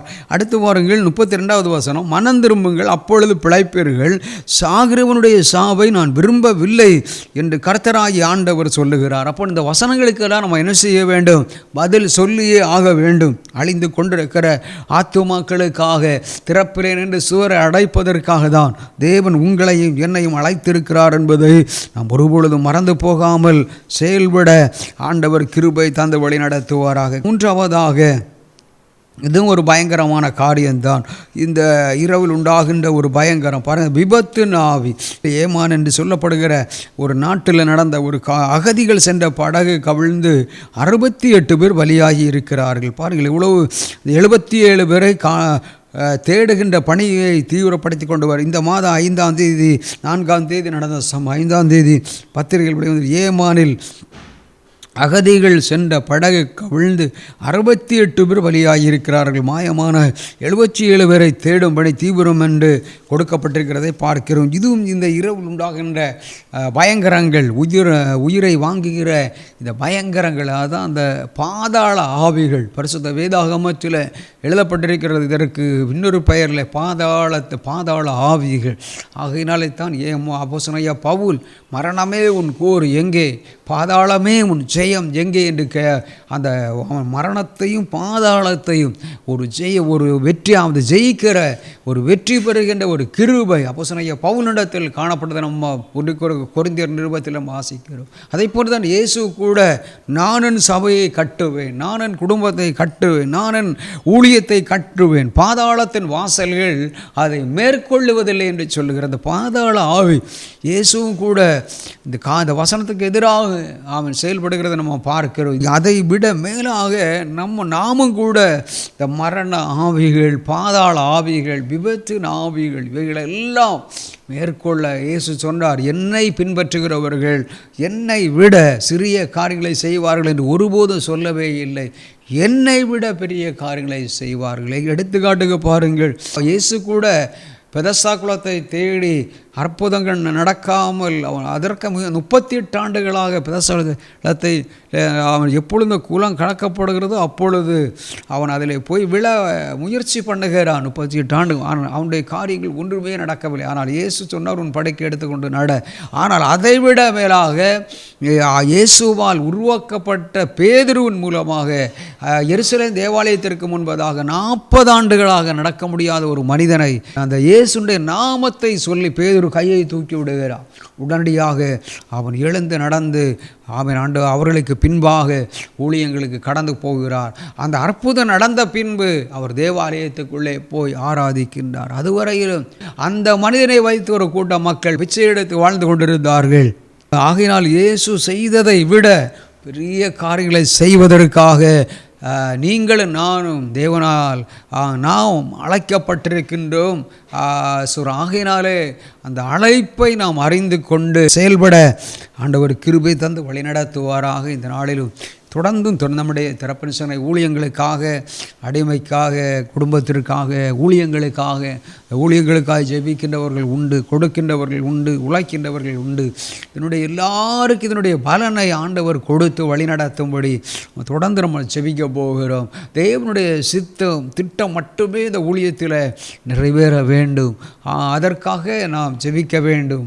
நீங்கள் அதை போன்று இந்த நாளில் தியாகம் பண்ணி நீங்கள் இந்த இரவு பகல் ஜெபத்தில் கலந்து கொண்டிருக்கிறீர்கள். உங்களுக்கு எங்களுடைய இந்த நாளில் ஆண்டவர் ஒரு விசேஷித்த ஒரு வரம், ஒரு விசேஷ கிருபையை தந்து வழிநடத்துவார். செபிக்கிற ஒரு காரம். அதை போன்ற இந்த கண்ண நித்திரை நாவி நமக்கு தராதபடிக்கு பேதுருவும் யோவானும் யாக்கோபையும் இவங்க தான் முக்கியமாக உட்கார்ந்து ஜெபம் பண்ணுவாங்கன்னு நினச்சிட்டு ஆண்டவர் அதிகமாக நேசித்தவர்கள் பேதுரு, யோவான், யாக்கோபு 3 பேரையும் அழைத்து கொண்டு போகிறார் கெத்செமனே தோட்டத்திற்கு. ஆனால் நீங்கள் இங்கே ஜெபித்து கொண்டிருங்கள், நான் கெத்செமனே தோட்டத்திற்கு சென்று விட்டுவார். ஆனால் இவர்கள் என்ன செய்கிறார்? இயேசு கெத்செமனே தோட்டத்துக்கு போகிறார். திரும்பி வரும்பொழுது அவர் பிதாவுடைய சித்தம் நிறைவேறுவதற்கும் நாம் மீட்கப்படுவதற்கும் அவர் சிலுவையில் அடிக்கப்படுவதற்கு ஒப்புக் கொடுக்கப்பட வேண்டிய ஆயிற்று. ஆனால் இவர்கள் தூங்குகிறவர்களாக, நித்திரையின் ஆவி பிடித்தவர்களாக தூங்கி கொண்டிருந்தார்கள். இயேசு அவர்களை பார்த்து சொன்னார், நீங்கள் இனி விழித்தெழுந்து என்ன பிரயோஜனம்? குமாரன் ஆமென் சிலுவையில் அடிக்கப்படுவதற்கு ஒப்பு கொடுக்கப்பட்டாயிற்று. ஆகையினாலே நீங்கள் இனி தூங்கிக் கொண்டே இருங்கள் என்று பாருங்கள். 1 மணி நேரம் அவர்களை பார்த்து கேட்ட கேள்வி என்ன? 1 மணி நேரம் விழித்திருக்க கூடாதா என்று கேட்டார். ஆகையினால் 1 மணி நேரத்தை இம்பார்ட்டண்ட்டாக அவங்க ஜெபம் பண்ணியிருந்தாங்கன்னா ஆமாம், நிச்சயமாக சரி, அதனுடைய காரியங்கள் நமக்கு ரொம்ப ஆழத்துக்குள் நம்ம கடந்து செல்ல வேண்டாம். ஆனால் அதை நித்திரையின் ஆவி சிலரை பிடித்து சத்துருவா அந்த நித்திரையின் ஆவியினாலே தாக்கப்படுகிறபடியினாலே சத்துருவானவன் ஜெயம் எடுத்து கொண்டிருக்கிறான். ஆகையினால் அப்படிப்பட்ட சத்துருவனுடைய கையிலே நாம் அகப்பட்டு விடாதபடி, நித்திரையின் ஆவி நம்மை பிடித்து விடாதபடி, மாதத்தில் 1 நாள் அல்ல, வாரத்திலே 1 நாள் இரவு பகல் விழித்திருந்து ஜெபியுங்கள், கர்த்தர் உங்களை ஆசீர்வதிப்பார். இல்லையென்றால் குறைந்தபட்சம் மாதத்தில் 1 நாள் ஆகிலும் இந்த இரவு பகல் ஜெபத்திலே கலந்து கொண்டு ஜெபியுங்கள். நீங்கள் போகின்ற ஊழியங்களிலே, சபைகளிலே, மற்ற இரவு ஜபங்கள் எங்கெல்லாம் நடக்கிறதா ரொம்ப முக்கியப்படுத்துங்கள். கர்த்தர் நிச்சயமாய் நம்மை ஆசீர்வதிப்பார். அது ஆகையினாலே நாம் இப்பொழுது என்ன செய்ய போகிறோம் என்றால் ஜெபிக்க போகிறோம். ஜெபிக்கலாம் வேகமாக எல்லா காரியங்களையும் சொல்லிவிட்டேன். ஆகையினாலே நம்ம அந்த காரியங்கள் எல்லாம் உங்களுக்கு நன்றாக புரிந்து விட்டது. நம்ம இந்த காரியங்களுக்காக நம்ம ஜெபிக்க போகிறோம். கொள்ளை நோய்கள் தடுத்து நிறுத்தப்படுவதற்காக, கொலைவெறி ஆவிகள் தடுத்து நிறுத்தப்படுவதற்காக, விபத்தின் ஆவிகள் தடுத்து நிறுத்தப்படுவதற்காக நம்ம ஜெபிக்க போகிறோம். தகப்பனே, ஒரு உடைய பாதத்திலே வருகிறோம் அப்பா. இரவில் உண்டாகின்ற பயங்கரங்களுக்கும் இருளில் நடமாடும் கொள்ளை நோய்களுக்கும் கர்த்தர் உங்களை தப்புவிப்பார் என்று சொன்னீரே அப்பா. இந்த நாளிலும் ஆண்டவரே, சைனா நாட்டிலே அப்பா சிக்கன்குனியா என்று சொல்லப்படுகிற இந்த கொள்ளை நோயினாலே பாதிக்கப்பட்டிருக்கின்ற மக்கள் ஆண்டவரே கிட்டத்தட்ட 7000 பேருக்கு ஆண்டவரே இது வந்திருக்கின்றது என்று சொல்லி பத்திரிகைகளை நாங்கள் வாசித்திருக்கிறோம். அநேகர் இருக்கின்றார்கள் என்று சொல்லப்பட்டு கொண்டு வருகிறது. இப்படிப்பட்ட மக்கள் எல்லாம் ஆண்டவர் சிக்குங்குனியா என்கின்ற நோயிலிருந்து ஆண்டவர் முழு விடுதலை கொடுத்து வழி நடத்தும்படி ஒரு விசை உம்முடைய ஆமையனப்பா. ஓ நன்றி ஆண்டவரே அப்பா. நீர் சொல்லி நேற்றைய துயரம் எல்லாம் இன்று மறைகிறதப்பா. நேற்று வரை இருந்த ஆண்டவர் இந்த ஜெரோமா ஆண்டவரே ரேமனா ஹந்தலா துடகா சியா ஆண்டோடைய வல்லமை ரேமா. ஓ ஜபத்தை கேட்கின்றவர் ஒரு நன்றியப்பா ரேமலா ஆமேனப்பா. ஆண்டவரை இப்பொழுது ஆமேன் அந்த ஜபத்திற்கு பதில் தருகிறீரப்பா. எங்கள் நேரத்தை முன்னிட்டு ஆண்டவரே இப்பொழுதே ஒரு விசை ஆண்டவரே உம்முடைய சிலுவையிலிருந்து இரத்தத்தை வாங்கியப்பா தேவ தூதன் ஆண்டவர் இந்த பகுதிகளிலே கொண்டு போய் தளித்தப்பா அந்த கொள்ளை நோய்களை ஆண்டவரை தடுத்து நிறுத்துகிறதற்காக கோடி நன்றிகள். அப்போ இந்த கொள்ளை நோயினால் பாதிக்கப்பட்ட எல்லாருக்கும் நீர் சுகத்தை கொடுப்பீராக, பலனை கொடுப்பீராக, ஆரோக்கியத்தை கொடுப்பீராக. இந்த நோயை நீ அதிகப்படாதபடி தடுத்து நிறுத்துவீராகப்பா. ஆண்டவரே நீ அவர்கள் ஆண்டவர் இந்த பூமியிலே வாழ வேண்டும் அப்பா. இதில் ரட்சிக்கப்படாத மக்கள் எல்லாம் ரட்சித்து உம்முடைய பிள்ளைகளாய் மாறுவதற்கு நீரே கிருபை பாராட்டுவீராக. நேற்று வரை ஆண்டவரை இருந்த துயரங்களை இந்த ஜெப நேரத்தோடு நீர் தடுத்து நிறுத்த போகிறேன் என்று சொல்கிறீரப்பா. முந்தினவைகளை நினைக்க வேண்டாம், பூர்வமனலை சிந்திக்க வேண்டாம். இதோ நான் புதிய காரியத்தை செய்ய போகிறேன். இப்பொழுதே ஒரு புதிய காரியத்தை ஏசாயா 43:18-19 வசனத்தின்படி ஆண்டவர் இப்பொழுதே ஒரு புதிய காரியத்தை இந்த மக்களுக்காக நீர் செய்தப்பா. உம்முடைய நாமத்தை மகிமைப்படுத்த போகிறதற்காய் கோடான கோடி நன்றிகள் ஆண்டவரே. உம்முடைய வல்லமைகளுக்காய் ஸ்தோத்திர ராஜா. கிருபை நிறைந்த தகப்பனே, நோயினால் பாதிக்கப்பட்டிருக்கிற எல்லா மக்களுக்கும் சுகத்தை கொடுக்க போகிறதற்காய், தொடர்ந்து இந்த கொள்ளை நோய் அதிகப்படாதபடி தடுத்து நிறுத்த போகிறதற்காக கோடான கோடி நன்றிகள் ஆண்டவரே. ரட்சிக்கப்படாத மக்கள் யார் இதிலே காணப்பட்டாலும் நீர் அவர்களை ரட்சித்தப்பா, உம்முடைய பிள்ளைகளாக மாற்றி ஆண்டவரே நன்றி அப்பா. உம்முடைய ராஜ்யத்துக்கு கொண்டு வருவீராக. இந்த பூமியிலே வாழும் பொழுது அவர்கள் சபைகளிலே சேர்க்கப்பட்டு ஆண்டவரே நன்றி அப்பா.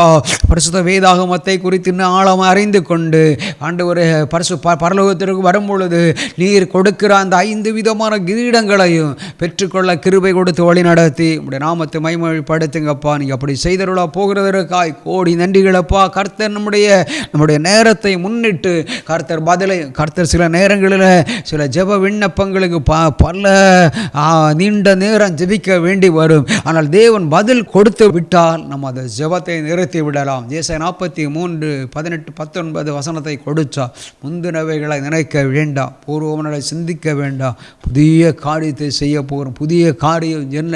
பரிபூரண எல்லாருக்கும் இதில் இந்த நோயினால் தாக்கப்பட்டவர்கள் சுகத்தை பெற்றுக்கொள்ளப் போகிறார்கள். இந்த பூமியிலே வாழப் போகிறார்கள். ரட்சிக்கப்பட போகிறார்கள். ஒரு மனம் திரும்புதலை தேவன் அங்கே அனுப்ப போகிறார். ரட்சிப்பின் கரத்தை நீட்டப் போகிறார். தூதர்களை அனுப்பி இருக்கிறார். பணிவிடை ஆவிகளை தேவன் அனுப்பி இருப்பதற்காய் கராமேன் ஆண்டவரே நன்றியப்பா. கரங்களை தட்டி நாம் ஆண்டவரை மகிமைப்படுத்தலாம். அதே போல் நம்மையோ நம்முடைய குடும்பங்களையோ இப்படிப்பட்ட நோய்கள் தாக்காதபடி ஆண்டவரை எல்லாரும் வலது கரத்தை உயர்த்தி ஒரு நிமிடம் ஜெபிக்கலாமா? ஆண்டவரை என்னையோ என்னுடைய கணவரையோ என்னுடைய பிள்ளைகளையோ என்னுடைய மனைவியையோ பிள்ளைகளையோ ஆண்டவரே தாக்காதபடிக்கப்பா எங்களை பாதுகாத்து வழி நடத்துங்கப்பா.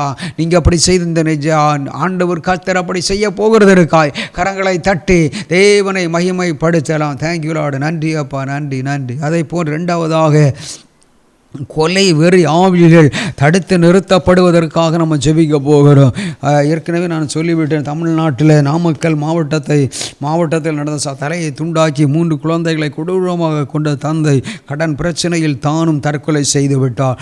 நான் நினைக்கிறேன், இந்த மனிதர் நிச்சயமாக ரட்சிக்கப்பட்டிருந்தால் நிச்சயமாக ஆண்டவர் இப்படிப்பட்ட காரியங்களுக்கு ஆண்டவர், ஏனென்றால் அவருடைய மனது அதை அனுமதி இருக்காது.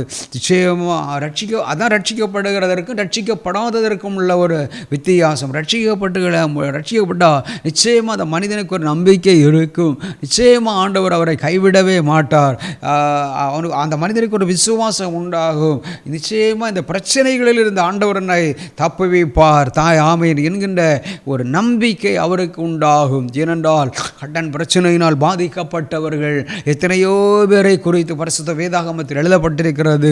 சம்பவங்கள் எல்லாம் அவர்கள் வாசித்திருப்பார்கள். அவர்களெல்லாம் இந்த இவ்வளவு பிரச்சனைகளில் இருந்து தப்புவிக்கப்பட்டார்கள் என்றால் நாங்களும் தப்புவிக்கப்படுவோம் என்கிற எண்ணம் வந்துவிடும். இல்லை என்றால் பத்திரிகையில் வருகின்ற செய்திகள், கிறிஸ்தவ பத்திரிகைகளிலே வருகின்ற செய்திகள், டிவி சேனல்களை, கிறிஸ்தவ நிகழ்ச்சிகளை பார்க்கும் பொழுது அதிலே அவர்கள் அறிந்து கொள்ள முடியும். ஆகினாலே தான் நீங்கள் நான் சொல்கின்ற காரியம் தான் பரிசுத்த வேதாகமத்தை நீங்கள் வாசியுங்கள். நிச்சயமாக உங்களுடைய வாழ்க்கையில் ஒரு பெரிய திருப்பு முனையை ஆண்டவர் கொண்டு வர செய்வார். ஆகையினால இந்த நாளிலும் கூட இதை குறித்து பரிசுத்த வேதாகமத்தில் எழுதப்பட்டிருக்கிறது. சங்கீதம் 91 இரவில் உண்டாகின்ற பயங்கரங்கள் என்று சொல்லி, அதுதான் அந்த 11 மணியிலிருந்து 12 மணிக்குள்ளே தான் சத்துருவானவன் திட்டமிட்டு என்ன செய்கிறான் என்றால், அவனுடைய சாத்தான் தன்னுடைய சீடர்களாகிய பிசாசுகளையும் அசுத்த ஆவிகளையும் பூமிக்கு அனுப்பி அநேக உயிர் பலிகளை வாங்குவதற்காக பாதாளத்தினுடைய வாசலை திறந்து வைத்து கொண்டிருக்கிறான். இந்த ஜெப நேரத்திலும் ஒரு நிமிடம் நம்ம ஜெபிக்க போகிறோம். தகப்பனே, ஒரு விஷயம் மனம் இறங்குங்கப்பா. ஆண்டவரை இப்படிப்பட்ட ஆண்டவரை கொலை செய்யாதிருப்பாயாக. இஸ்ரவேல் மக்களுக்கு மோசையின் மூலமாக, தேவ மனிதர் மோசையின் மூலமாக, தகப்பனே ஊழியர் மோசையின் மூலமாக நீர் சொன்னீர் அல்லவா, கொடுத்த கட்டளைகளில் ஒன்று கொலை செய்யாதிருப்பாயாக. இயேசு இந்த பூமியிலே நீங்க வாழ்ந்திருந்த பொழுது உன் பட்டயத்தை கீழே போடென்று சொன்னீரப்பா. பட்டயத்தினாலே அல்ல ஆண்டவரே, நன்றி அப்பா. கொலை செய்கிற கொலை வெறி ஆவிகளிலிருந்து தகப்பனை எங்களை நீர் பாதுகாத்து வழி நடத்தி கொண்டு வருகிறதற்கா எல்லாரும் வலது கரத்தை உயர்த்தி ஜெபம் பண்ணுங்க.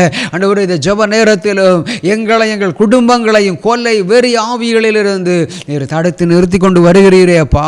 அதற்காய் கோடான கோடி நன்றிகளப்பா.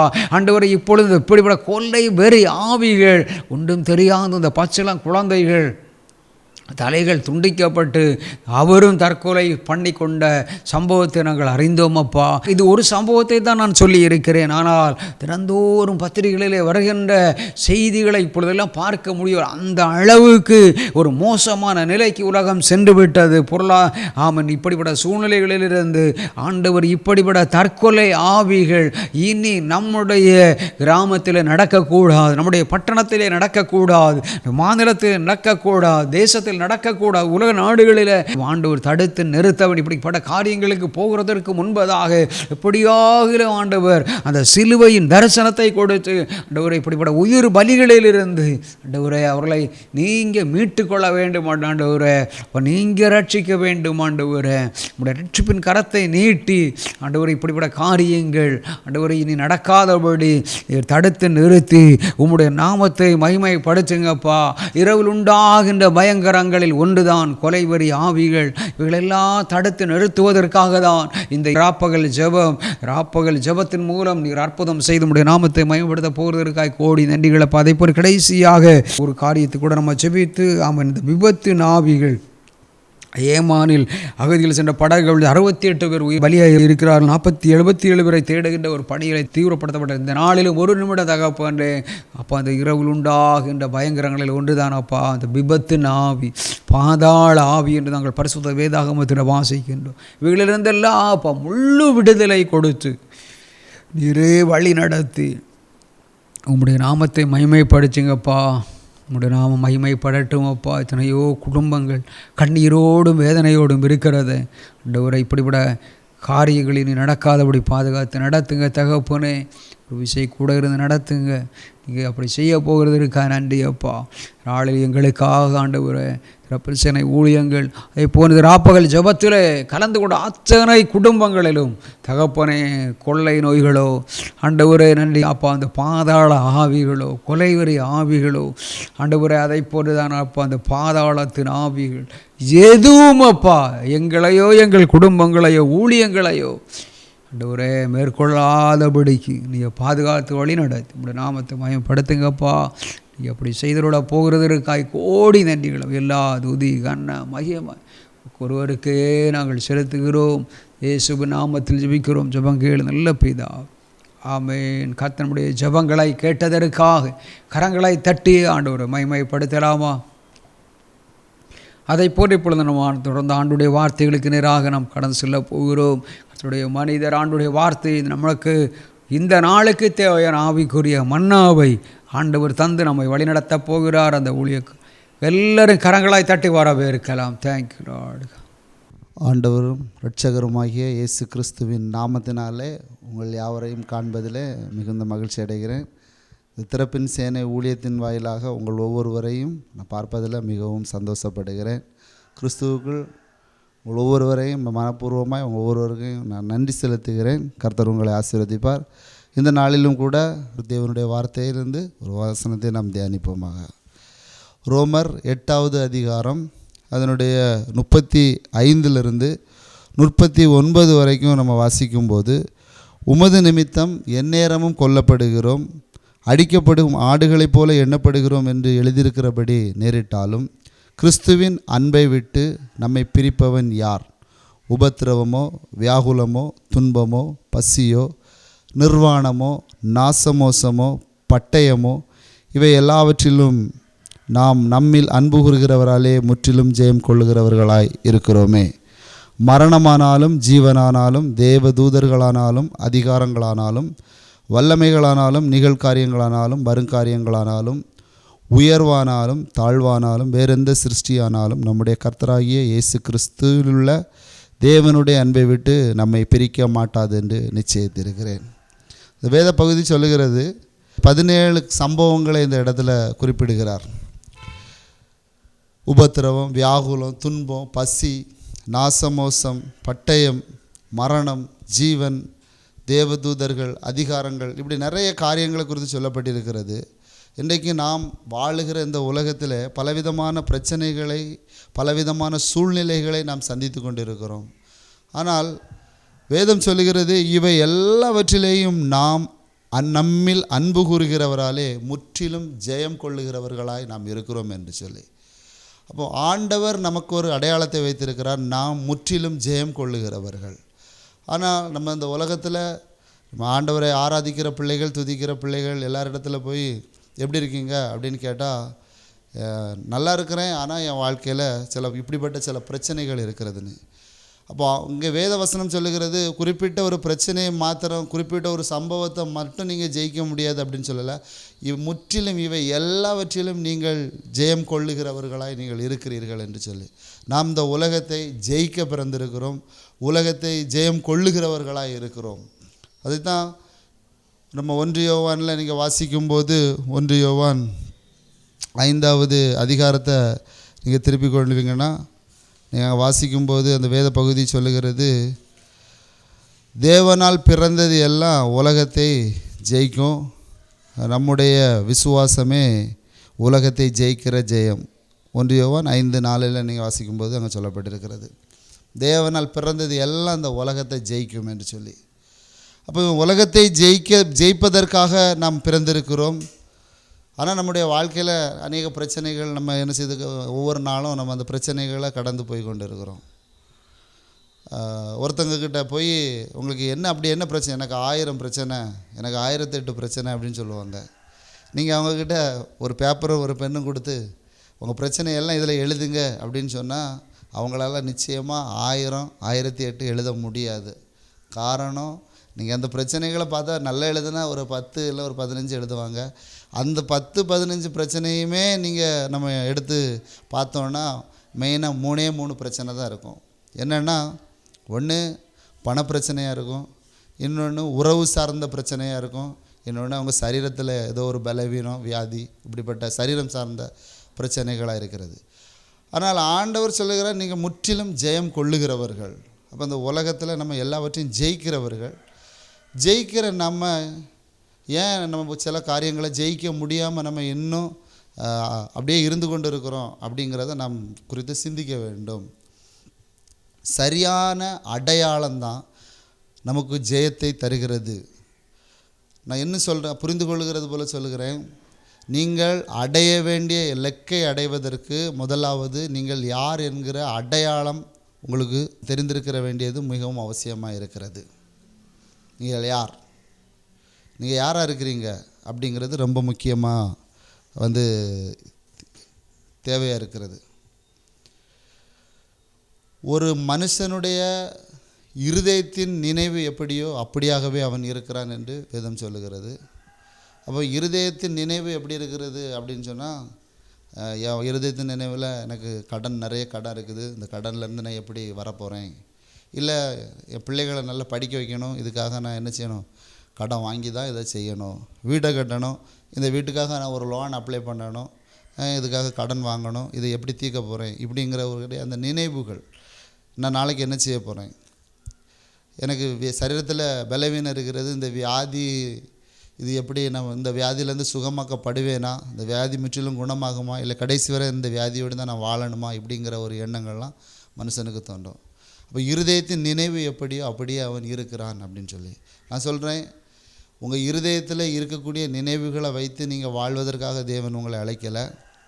நீங்கள் எப்படி வாழணும்னு நினைக்கிறீங்களோ அதை உங்கள் இருதயத்தில் நினைத்திருக்கும்படி தேவன் உங்களை அழைக்கிறார்.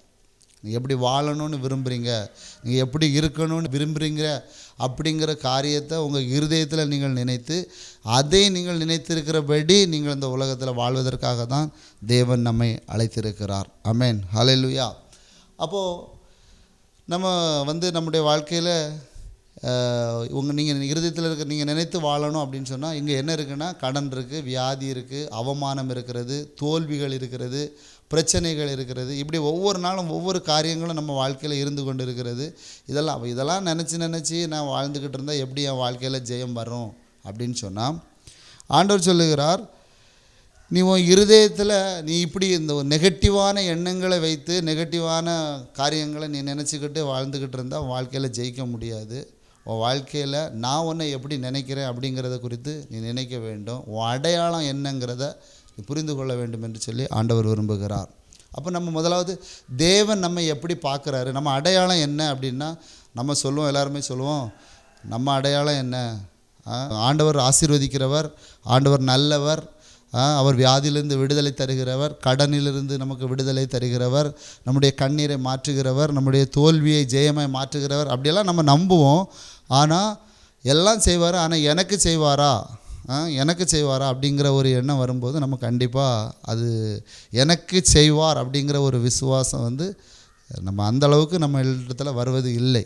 ஏன் அப்படின்னா நம்மளை பார்க்குற விதம் எப்படின்னா, ஆண்டவர் நம்மளை எப்படி பார்க்குறாரு, ஒருவேளை நான் தவறு செய்ததுனால என்ன அவர் பாவியாக பார்க்குறாரு, நான் பாவம் செய்துட்டேன், நான் வந்து ஏதோ என் வாழ்க்கையில் நான் முன்னாடி செய்த இதெல்லாம் ஆண்டவர் நினைவு வச்சுருக்கிறாரு என்ன, நான் இன்னும் அதுதான் இன்றைக்கி சபைகளும் அதுதான் இன்றைக்கி எல்லா ஜனங்களும் ஆண்டவர்கிட்ட இன்றைக்கி இந்த சபையே இது கிறிஸ்தவ வட்டாரத்திலே இன்றைக்கி தேவனை தேடி நம்ம எல்லோரும் முற்றிலும் ஜெயம் கொள்ளுகிறவங்கிற அடையாளம் இருந்தாலும் ஜெயிக்க முடியாமல் நம்ம இருப்பதற்கான காரணம் என்ன அப்படின்னா இதுதான், பாவி, எனக்குள்ளே இது இருக்குது, எனக்குள்ளே எனது தவறானவன், நான் சரியில்லாதவன் அப்படிங்கிற ஒரு குற்ற அந்த எண்ணத்துக்குள்ளே நம்ம ஒவ்வொரு தடவையும் போகும்போது தேவனிடத்தில் நம்மளால் என்ன செய்ய முடியாதுன்னா சேர முடியாது.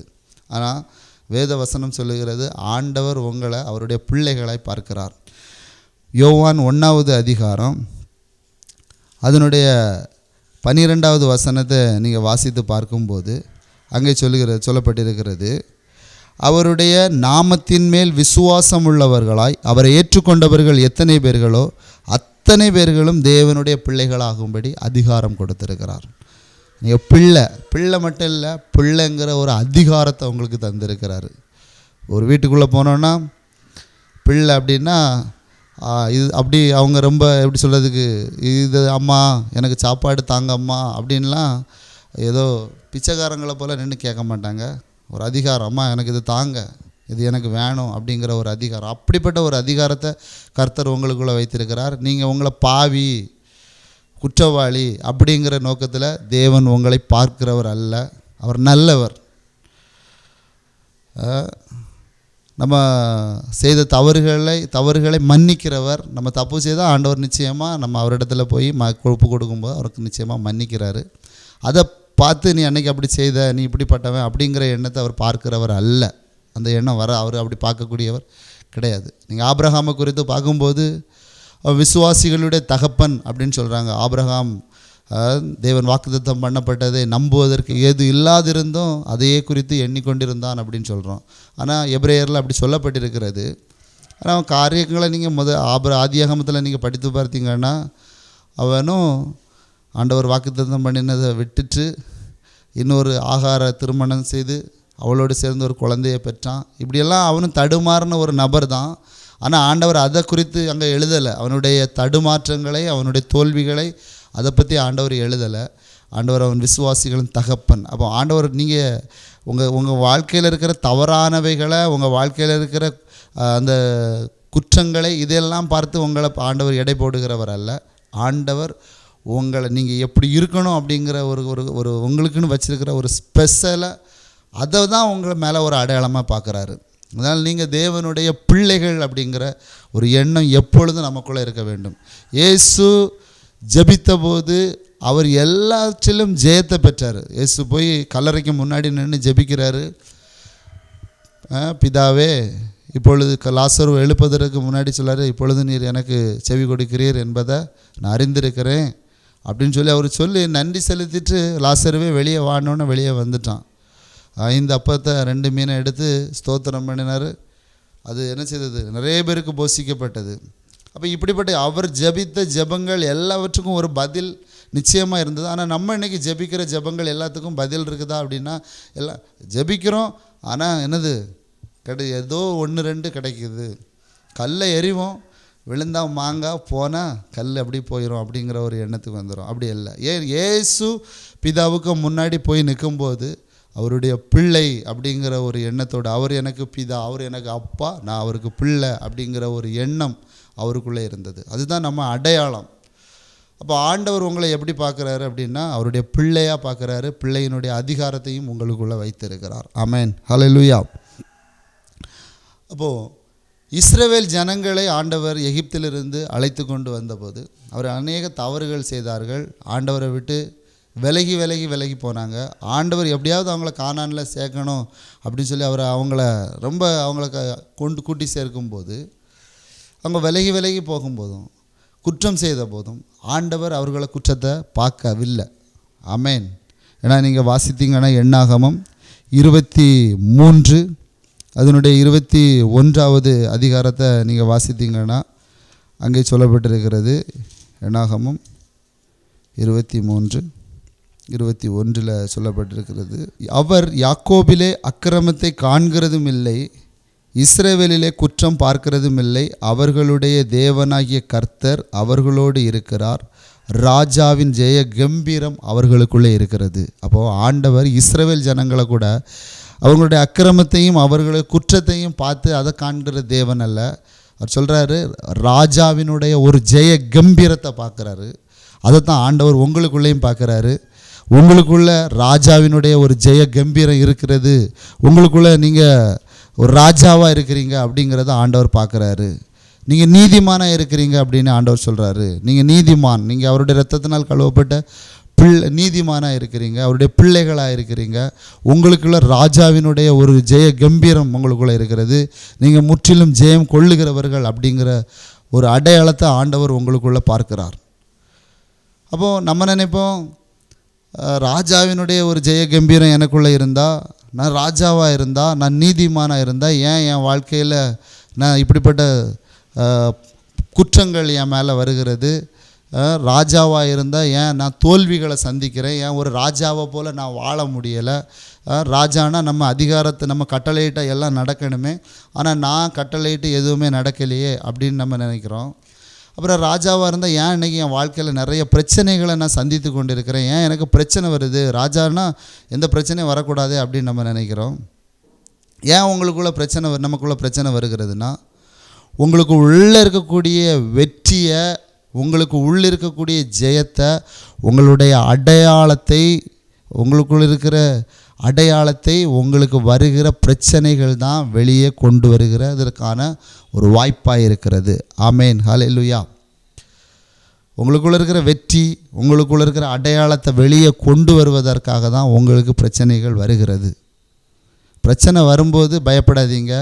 பிரச்சனை வரும்போது சொல்லுங்கள், இந்த பிரச்சனையில் நான் யார் அப்படிங்கிறத வெளியே காட்டுவதற்காக எனக்குள்ளே இருக்கிற தேவனுடைய வல்லமை என்ன, எனக்குள்ளே இருக்கிற அதிகாரம் என்ன அப்படிங்கிறத வெளியே காட்டுவதற்காக தான் எனக்கு கிடைத்த இது ஒரு வாய்ப்பு அப்படிங்கிறதுக்காகத்தான் அந்த பிரச்சனை வருகிறது என்பதை நாம் நினைத்து கொள்ள வேண்டும்.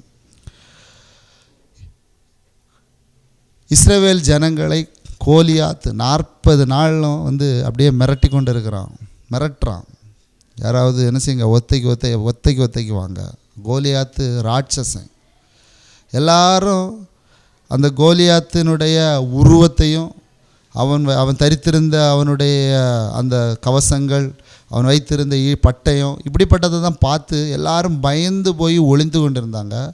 ஆனால் தாவீதுக்கு ஒரு பார்வை இருந்தது. தாவீது அங்கே வரும்போது அவன் அடையாளத்தை புரிந்து கொண்டான். அவன் சொல்கிறான், விருத்த சேதனம், அதாவது விருத்த சேதனம் இல்லாத இவன், ஜீவனுள்ள தேவனுடைய சேனையை நிந்திப்பதற்கு இவன் யார்? விருத்த சேதனம் இல்லாத இவன் யார் அப்படிங்கிற ஒரு இது. அப்போ இவன் விருத்த சேதனம் பெற்றவன், அவன் விருத்த சேதனம் இல்லாதவன் அப்படிங்கிற ஒரு அடையாளத்தை, அவனுக்குள்ள இருந்த அடையாளத்தை அவன் புரிந்து கொண்டான். இன்னொன்று நம்ம பார்க்கும்போது அவர் ராட்சசன்தான், பெரிய ஆள் தான். பெரிய ஆள்னால் என்ன? ஒரு ராட்சசன் என்ன சொல்லியிருக்கணும்? நான் ஒத்தைக்கு நிற்கிறேன், நீங்கள் எல்லோரும் என் கூட வாங்க, யுத்தம் பண்ண வாங்க, என்னை ஜெயிச்சிருங்க, அப்புறம் பார்த்துக்கிடலாம் அப்படின்னு சொல்கிறதுக்கு பதிலாக அவன் சொல்கிறான், ராட்சசன் சொல்கிறான், ஒத்த வாங்க, ஒத்த இந்த காரியம்தான். ஒத்த வருவதற்கு போரிடும். அவன் ராட்சசனாக இருந்து ஒத்த என் கூட வாங்க அப்படிங்கும்போதே அவன் எப்படிப்பட்ட ஆளுங்கிறத புரிந்து கொண்டான் தாவீது. அப்போ நம்ம பார்வை என்ன சொல்லுகிறது? நம்ம பார்வை எப்படி இருக்கிறது? சிங்கத்தை சொல்லுவாங்க, சிங்கம் காட்டுக்கு ராஜா அப்படின்னு சொல்லுவாங்க. ஏன் அப்படின்னா, சிங்கம் எந்த மிருகத்தை பார்த்தாலும், எவ்வளோ பெருசாக இருந்தாலும் சரி, அந்த மிருகத்தை பார்த்தோன்னே அந்த சிங்கம் சொல்லும், நினைக்குமா, இதுதான் இன்னைக்கு எனக்கு ஏற அப்படின்னு. அதே போல் தான் நம்மளுடைய பார்வை எப்படி இருக்கிறது, நம்மளுடைய அடையாளம் எப்படி இருக்கிறது என்பதை நம்ம நிச்சயமாக புரிந்து கொள்ள வேண்டும். அப்போ தேவன் என்னை குறித்து என்ன சொல்லி இருக்கிறார், தேவன் எனக்கு என்ன எப்படி ஒரு அடையாளமாக வைத்திருக்கிறார் என்பதை குறித்த வெளிச்சம் நமக்குள்ளே நிச்சயமாக வேணும். அப்படி நிச்சயமாக வேணும் அப்படின்னா, அப்போ தேவன் என்னை எப்படி பார்க்குறாரு அப்படிங்கிறத தெரிந்து கொள்ள வேண்டும். தேவன் எப்படி பார்க்குறார் அப்படின்னா, அவரை நாம் அறிய வேண்டும். இப்போ நம்ம அப்பா இருக்காங்க, நம்ம அம்மா இருக்காங்க அப்படின்னா, நீங்கள் என்ன சொல்கிறேன், நீங்கள் என்ன தவறு செய்தாலும், நீங்கள் என்ன காரியங்களை செய்தாலும் அவங்க உங்களை பிள்ளையாக தான் பார்க்குறாங்களே தவிர, இந்த உலகம் வேணும்னா உங்களை பலவிதமான என்ன செய்யலாம், அடையாளத்தை வைத்து இவன் இப்படிப்பட்டவன், இவன் இப்படிப்பட்டவா அப்படிங்கிற ஒரு பலவிதமான அடையாளங்களை அவங்களுக்கு வைத்திருக்கலாம், உங்களை அப்படி பார்க்கலாம். ஆனால் ஒரு தகப்பனும் தாயும் தம் பிள்ளையாக தான் பார்ப்பாங்களே தவிர, இவன் ரொம்ப இப்படிப்பட்ட ஆள் அப்படிங்கிற ஒரு அடையாளத்தை உலகம் சொல்லுகிற அடையாளத்தின்படி பார்க்குறவர்கள் அல்ல. அதே போல் தான் நீங்களும் உங்களை குறித்து தேவன் என்ன சொல்லுகிறார், தேவன் என்ன நம்மளை குறித்து என்ன அடையாளம் வைத்திருக்கிறார், நம்ம பார்த்து என்ன சொல்லுகிறார் அப்படிங்கிற அடையாளத்தை நம்ம ஒவ்வொரு நாளும் புரிந்து கொள்ள வேண்டும். அவர் நம்ம எப்படி நினைத்திருக்கிறார் என்பதையும் நாம் அறிந்து கொள்ள வேண்டும். அப்போ அறிந்து கொள்ள வேண்டும்னா அவரை பற்றிய அறிவு நமக்கு வேணும், அவரை பற்றி நம்ம புரிந்து கொள்ள வேணும். நம்ம தவறு செய்யும்போது செய்கிற தவறுக்கு அப்படியே நம்மளை விட்டு தூரம் போய் விலகி போய் தவறு செய்தால் நம்மளை விட்டு அப்படியே விலகி போயிடுவார். நம்ம தவறு செய்யாமல் நம்ம கிரியைகளினால் நம்ம நல்லபடியாக நல்ல காரியங்களை செய்யும்போது தேவன் நம்ம கூட இருப்பார் அப்படிங்கிற ஒரு எண்ணத்தை நம்ம என்ன செய்யணும், எப்போவுமே நம்ம அப்படி ரெண்டு விதமாக நம்ம எண்ணுறோம். நல்லது செய்யும்போது தேவன் நம்ம கூட இருப்பார், கெட்டது செய்யும்போது தேவன் நம்ம விட்டு விலகி போயிடுவார் அப்படின்னு சொல்லி. இல்லை, தேவன் அப்படி விலகிறவர் அல்ல. அவர் இயேசு கிறிஸ்து நேற்றும் இன்றும் என்றும் மாறாதவராக இருக்கிறார். நம்மை அழைத்த தேவன் உண்மை உள்ளவர். நான் சொல்கிறேன், ஆண்டவரை நம்பி அவருடைய கையை நம்ம பிடிச்சிட்டோம் அப்படின்னா அவர் நம்ம கைவிடுகிறவர் அல்ல, நம்ம கைவிட மாட்டார். ஒருவேளை நம்மாகவே தவறு பண்ணி நம்ம விழுந்தால் கூட நம்ம அந்த இடத்துல தூக்கி எடுத்து மறுபடியும் நம்ம நடக்க பண்ணுகிற ஒரு தேவனாக இருக்கிறார். ஆமென். அப்போது தேவன் நம்ம வாழ்க்கையில் நம்ம குறித்த அடையாளம் என்ன அப்படிங்கிறத நம்ம புரிந்து கொள்ள வேண்டும். உலகம் நமக்கு 1000 அடையாளங்களை கொடுக்கும். கடன், வியாதி, அவமானம், தோல்வி, கண்ணீர் இப்படிங்கிற அடையாளம். என் வாழ்க்கையிலலாம் எல்லோரும் சொல்லுவாங்க, கடன்காரன் வரான், இல்லை உங்களை பார்த்து வியாதி பிடித்தவ வரா, இல்லை சில இடத்துல சில வீடுகளுக்கு நம்ம போகும்போது நம்மளை என்ன செய்வாங்க, கூப்பிடுறதுக்கு கூட யோசிப்பாங்க, ஏன் இவங்க கால் வச்சா சரியாக இருக்காது அப்படின்னு கூட நினைப்பாங்க. இப்படி இந்த உலகம் நமக்கு சில அடையாளங்களை கொடுத்துருக்கலாம். ஆனால் நான் சொல்கிறேன், தேவன் உங்களை அப்படி பார்க்குறவர் அல்ல, உங்களை அப்படி நினைக்கிறவரும் அல்ல. ஆமென். இந்த உலகம் எப்படி பார்க்குது அப்படின்னா, நீங்கள் ஒரு காரியத்தை செய்யும்போது, ஒரு காரியத்தில் நீங்கள் ஜெயிக்கணும் அப்படிங்கிற ஒரு காரியத்தை எடுத்து செய்யும்போது உங்களை பார்த்து சொல்லும், புதுசாக ஒரு காரியத்தை நீங்கள் செய்யணும் அப்படின்னு சொல்லும்போது உலகம் உங்களை பார்த்து சொல்லும், முட்டாள் இது செய்கிறான், இதெல்லாம் வாய்க்காது அப்படின்னு சொல்லுவாங்க. ஆனால் அதே காரியத்தை நீங்கள் முயற்சி பண்ணி நீங்கள் ஜெயிச்சிட்டிங்க அப்படின்னா பரவாயில்ல, ரொம்ப கஷ்டப்பட்டு இவங்க இந்த காரியத்தை போராடி இப்போ ஜெயிச்சிருக்காங்க அப்படின்னு சொல்லி என்கரேஜ் பண்ணோம். இந்த உலகம் உங்களை ஜெயிச்சாதான் வெற்றியாளர் அப்படின்னு சொல்லும், நீங்கள் தோற்றா உங்களை வெற்றியாளர்னு சொல்லாது. ஆனால் தேவன் உங்களை அப்படி பார்க்குறவர் அல்ல. ஏன்னா தேவனால் பிறந்தது எல்லாம் உலகத்தை ஜெயிக்கும். தேவன் உங்களை ஜெயிக்கிறவர்களாய் பார்க்கிறார். ஆமென். ஹல்லேலூயா. தேவன் உங்களை ஜெயிக்கிறவர்களாய் பார்க்கிறார். நீங்கள் உங்களுடைய வெற்றிக்கான செயலை வைத்து தான் இந்த உலகம் உங்களுக்கு அடையாளம் கொடுக்கும். ஆனால் ஆண்டவர் அப்படி இல்லை. வெற்றியினுடைய செயல் உங்களிடத்தில் இல்லாமல் இருக்கலாம். இன்றைக்கி வெற்றியினுடைய செயல் உங்களிடத்தில் இல்லாமல் இருக்கலாம். ஆனால் ஆண்டவர் உங்களை அப்படி தான் பார்க்குறாரு. ஒரு ராஜாவுக்கு குழந்தை இருக்குதுன்னா அந்த குழந்தைய அடுத்தது என்ன சொல்லுவாங்க, ராஜாவுக்கு குழந்தை இளவரசன், அது ராஜாவின் குழந்தை. அப்போ இயேசு இந்த உலகத்தில் பிறக்கும்போது இயேசுவை குறித்து சொல்கிறாங்க, சாஸ்திரிகள் கேட்குறாங்க, யூதருக்கு ராஜாவாய் பிறந்திருக்கிறவர் எங்கே என்று சொல்லி. அப்போ இயேசு ராஜாவாக இருக்கிறார். அப்போ அவர் ராஜாவாக இருக்கிறார்னா அவருக்கு பிள்ளைகள் நம்ம யாராக இருக்கிறோம், ராஜாவாக இருக்கிறோம். ஆமென். ஹல்லேலூயா.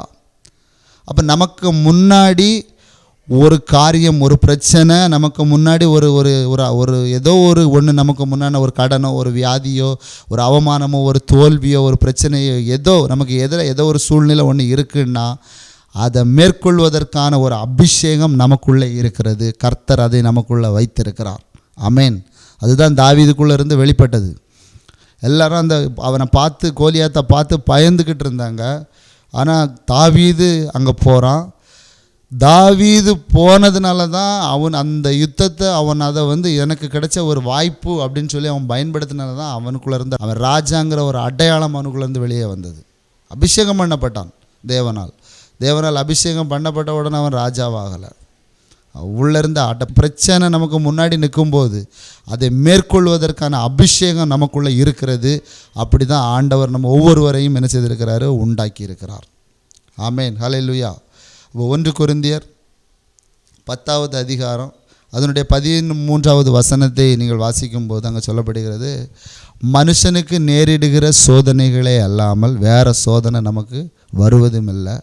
அந்த சோதனைகள் வந்தாலும் அதை தப்பித்து கொள்வதற்கான சொல்லுகிற ஒரு வழியையும் போக்கையும் தேவன் நமக்கு உண்டாக்கி இருக்கிறார். ஆமேன், ஹல்லேலூயா. அப்போ ஒரு பிரச்சனை வருது, ஒரு சூழ்நிலைகளை நம்ம மேற்கொள்ளுகிறோம் போகிறோம் அப்படின்னு சொன்னால், நம்ம வாழ்க்கையில் நமக்கு வருகிறது அப்படின்னு சொன்னால், அதை தப்பித்து கொள்வதற்கான வழியையும் நமக்கு தேவன் உண்டு பண்ணி வைத்திருக்கிறார். வழியே இல்லை, எனக்கு வழியே இல்லை, நான் அந்த கடல்லிருந்து வருவதற்கு வழியே எனக்கு தெரியாது, இது எப்படி வரப்போகிறேன் அப்படிங்கிறக்கூடியது, அப்படி நான் கடன்லேருந்து எப்படி நான் வருவதற்கு இதுக்கு வேறு வழியே இல்லை, இந்த வியாதியிலேருந்து நான் எப்படி ஜெயிச்சு வருவதற்குன்னு எனக்கு வழி தெரியலை, இந்த தோல்வியிலிருந்து நான் எப்படி மீண்டு வரப்போகிறேன், இதை நான் எப்படி எதிர்கொள்ள போகிறேன், இதுக்கு எனக்கு தெரியவே இல்லை அப்படின்னு நம்ம சொல்லவே முடியாது. ஏன் அப்படின்னா வேதத்தில் சொல்லப்பட்டிருக்கிறது, தப்பித்து கொள்ளும்படியான வழியையும் நமக்கு உண்டாக்கி இருக்கிறார். அதுதான் பவுல் சொல்கிறாரு, நமக்கு பிரகாசமுள்ள மனக்கண்கள் தேவை என்று சொல்லி. பிரகாசமுள்ள மனக்கண்கள் வேணும். வழி உள்ள நம்ம வேதத்தில் எல்லாவற்றுக்கான வழி இருக்கிறது, எல்லாவற்றுக்கான தீர்வுகளும் இருக்கிறது. உங்களை குறித்த சரியான, நான் இன்றைக்கி சொல்கிறேன், உங்களை குறித்த உங்கள் வாழ்க்கையில் நீங்கள் யார் அப்படிங்கிற ஒரு அடையாளத்தை நீங்கள் புரிந்து கொள்ளுங்கள். உங்கள் வாழ்க்கையில் இருக்கிற சூழ்நிலைகளை வச்சு நீங்கள் உங்கள் அடையாளத்தை இது பண்ணாதீங்க. தேவன் உங்களை குறித்து என்னை குறித்து என்ன சொல்கிறாரு, நான் நீதிமான் சொல்லியிருக்கிறாரு, நான் ஜெயம் கொள்ளுகிறவன் சொல்லியிருக்கிறாரு, நான் தேவனுடைய ஆலயமாக இருக்கிறேன் அப்படின்னு சொல்லியிருக்கிறாரு. தேவனுடைய ஆலயம் அப்படின்னா எனக்குள்ள வியாதியை என்ன செய்ய முடியாது, மேற்கொள்ள முடியாது. அதில் நான் தேவனுடைய ஆலயமாக இருக்கிறேன், அந்த வியாதி எனக்குள்ள மேற்கொள்ள முடியாது அப்படிங்கிற உங்கள் அடையாளம் உங்கள் வாழ்க்கையில் ஜெயத்தை கொண்டு வருகிறது. ஆமேன், ஹல்லேலூயா. எத்தனை பேருக்கு நம்மளில் பார்த்திங்கன்னா வயசான பாட்டிங்க, வயசானவங்க, ஒரு குறிப்பிட்ட வயசு வரும்போது அவங்களால மரம் ஏற முடியாது. ரொம்ப யங் ஸ்டேஜாக இருக்கக்கூடியவங்க என்ன செய்வாங்க, மரம் ஏறுவாங்க.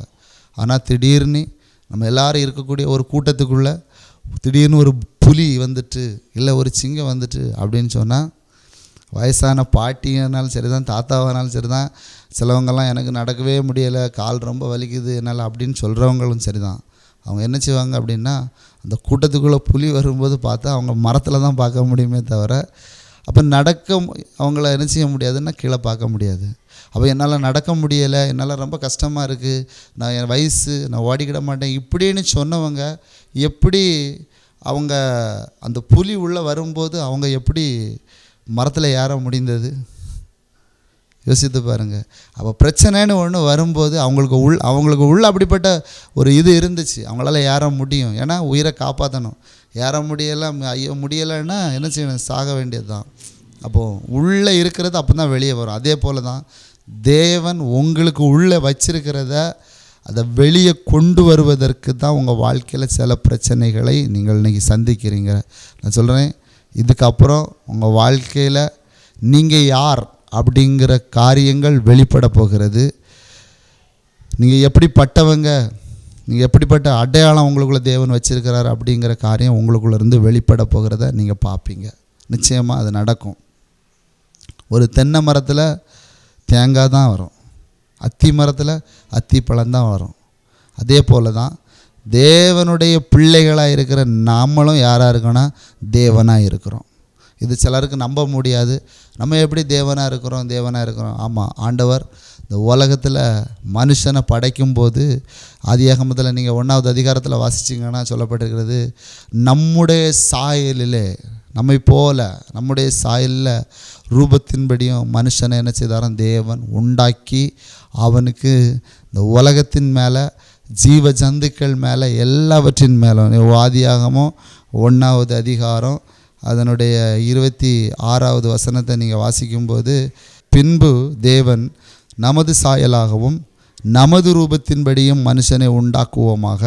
அவர்கள் சமுத்திரத்தின் மச்சங்களையும் ஆகாயத்து பறவைகளையும் மிருக ஜீவன்களையும் பூமி அனைத்தையும் பூமியின் மேல் ஊறும் சகல பிராணிகளையும் ஆளக்கடவர்கள் என்றார். நீங்கள் ஆள்வதற்காக பிறந்தவர்கள். ஆமேன், ஹல்லேலூயா. நீங்கள் ஆள பிறந்தவங்க. நீங்கள் தேவனை போல உண்டாக்கப்பட்டிருக்கிறீங்க. தேவனுக்குள்ள வியாதி இருந்ததா? தேவனுக்குள்ள கஷ்டங்கள் இருந்ததா? தேவனுக்கு கடன் இருந்ததா? இல்லை, தேவனுக்கு அதெல்லாம் கிடையாது. அப்போ தேவன் எப்படி உண்டாக்கப்பட்டாரோ அதே சாயலில் அவரை போல ரூபத்தின்படி நம்ம உண்டாக்கப்பட்டிருக்கிறோம். ஆனால் ஆதி மனிதன் பாவம் செய்ததுனால அவன் அடையாளமே என்ன செய்து போச்சு? மறந்து போச்சு. தான் யாருங்கிறது, அதாவது பாவத்திலேயே பெரிய பாவம் என்ன தெரியுமா? தான் யாருங்கிறது தெரியாமல் வாழ்கிறது தான் பாவம்.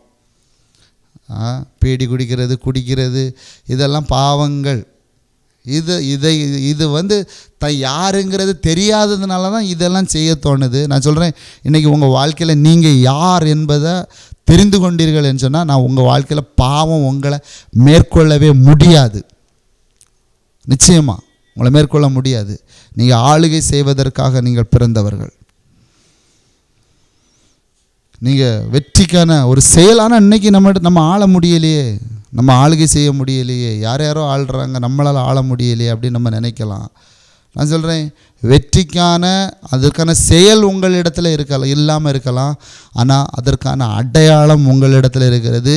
அப்போ உங்கள் அடையாளம் என்ன அப்படிங்கிறத நீங்கள் புரிந்து கொள்வீர்கள் என்றால், அந்த அடையாளத்தை புரிந்து கொள்கிறது மாத்திரமல்ல, அந்த அடையாளத்தை நீங்கள் அந்த அடையாளமாகவே, அதான் நம்ம என்ன சொல்கிறோன்னா, இயேசுவின் நாமத்தில் நம்ம ஆண்டவர் சொல்கிறார், நீங்கள் வியாதியஸ்தர்கள் மேலே நீங்கள் என்ன செய்யுங்க? கைகளை வைக்கும்போது அவர்கள் சுகமாவார்கள். பிசாசுகளை என் நாமத்தினால பிசாசுகளை துரத்துவீர்கள். இயேசுவின் நாமத்தில் பிசாசுகளை துரத்துக்கிறேன், இயேசுவின் நாமத்தில் குணமாகட்டும். நம்ம எல்லாம் சொல்கிறோம், ஆனால் குணம் நிச்சயமாக ஆனது கிடையாது. அப்போ நான் இயேசுவின் நாமத்தை யூஸ் பண்ணேன், ஆனால் ஏன் வியாதி மாறலையே? வியாதியை சுகமாக்கக்கூடிய ஒரு வல்லமை எனக்குள்ள தேவன் வச்சுருக்கிறாரு. கைகளை வைக்கும்போது சுகமாவீர்கள் என்று சொல்லியிருக்கிறாரு. அப்போ நான் கையை வைக்கும்போது சுகம் ஆகலை, அவருடைய நாமத்தை சொல்லும்போது பேய்கள் ஓடலை, பேயை பார்த்து நான் தான் பயந்து ஓடக்கூடிய சிச்சுவேஷனில் இருக்கிறேனே அப்படிங்கிற டவுட்லாம் நமக்கு வரும். எல்லாருமே செய்வாங்க. அப்போ தேவன் நமக்குள்ளே சுகமாக்குகிற வல்லமை வச்சுருக்கிறார். ஆனால் நான் அவருடைய வார்த்தையை சொல்லி நான் இது பண்ணும்போது வியாதிகள் எதுவுமே. ஏன் அப்படின்னா, அந்த நாமத்தை நம்ம வெறும் வாயில் மந்திரம் போல் 10 தடவை இல்லை 100 தடவை நம்ம சொல்லும்போது, உச்சரிக்கும் போது அங்கே வெற்றிகள், அங்கே அற்புதம் நடக்கிறது இல்லை. நீங்கள் அந்த நாமத்தை குறித்து அறிந்திருக்கிற போது, அதாவது இயேசு என்கிற நாமம் இந்த உலகத்தில் எல்லா நாமத்திற்கும் மேலான ஒரு நாமம், வானத்திலும் பூமியிலும் சகல அதிகாரமுடைய ஒரு நாமமாக இருக்கிறது. அந்த நாமத்துக்கு வானில் உள்ளவர்கள், பூதலத்தோர் எல்லாரும், எல்லா முழங்கால்களும் அவருடைய நாமத்துக்கு முடங்கி தான் ஆக வேண்டும். அதிகாரங்களானாலும் துரைத்தனங்களானாலும் கர்த்தத்துவங்களானாலும் எல்லாம் இயேசுக்கு நாமத்துக்கு முன்னாடி எல்லாம் முடங்கணும் அப்படின்னு சொல்லி முடங்கி இருக்கிறது. அந்த நாமத்துக்கு மேலான ஒரு நாமம் இல்லை அப்படிங்கிற அந்த நாமத்தை குறித்த அறிவில் இருந்து நீங்கள் செயல்படும் போது, அந்த நாமத்தை அவர் எனக்கு வச்சிருக்கிறாரு, அந்த அதாவது அவருக்கு பிள்ளைனா அப்படிங்கிற ஒரு அடையாளத்தோடு நீங்கள் போய் நிற்கும்போது, நான் சொல்கிறேன், இதுவரைக்கும் நீங்கள் பார்க்காத விதங்களில் உங்கள் வாழ்க்கையில் அற்புதங்களை பார்ப்பீங்க. ஒருவேளை வியாதி, இதுவரைக்கும் நீங்கள் வியாதியஸ்தருக்கு மேலே நீங்கள் கையை வச்சு ஜெபம் பண்ணியிருந்தீங்க, சுகம் நடக்கலைன்னு சொன்னால், இந்த நாமம் அப்போ நீங்கள் நடக்கும்போதும் நீங்கள் உங்கள் வாழ்க்கையில் அதை குறித்தே அப்படியே நீங்கள் மாறணும்.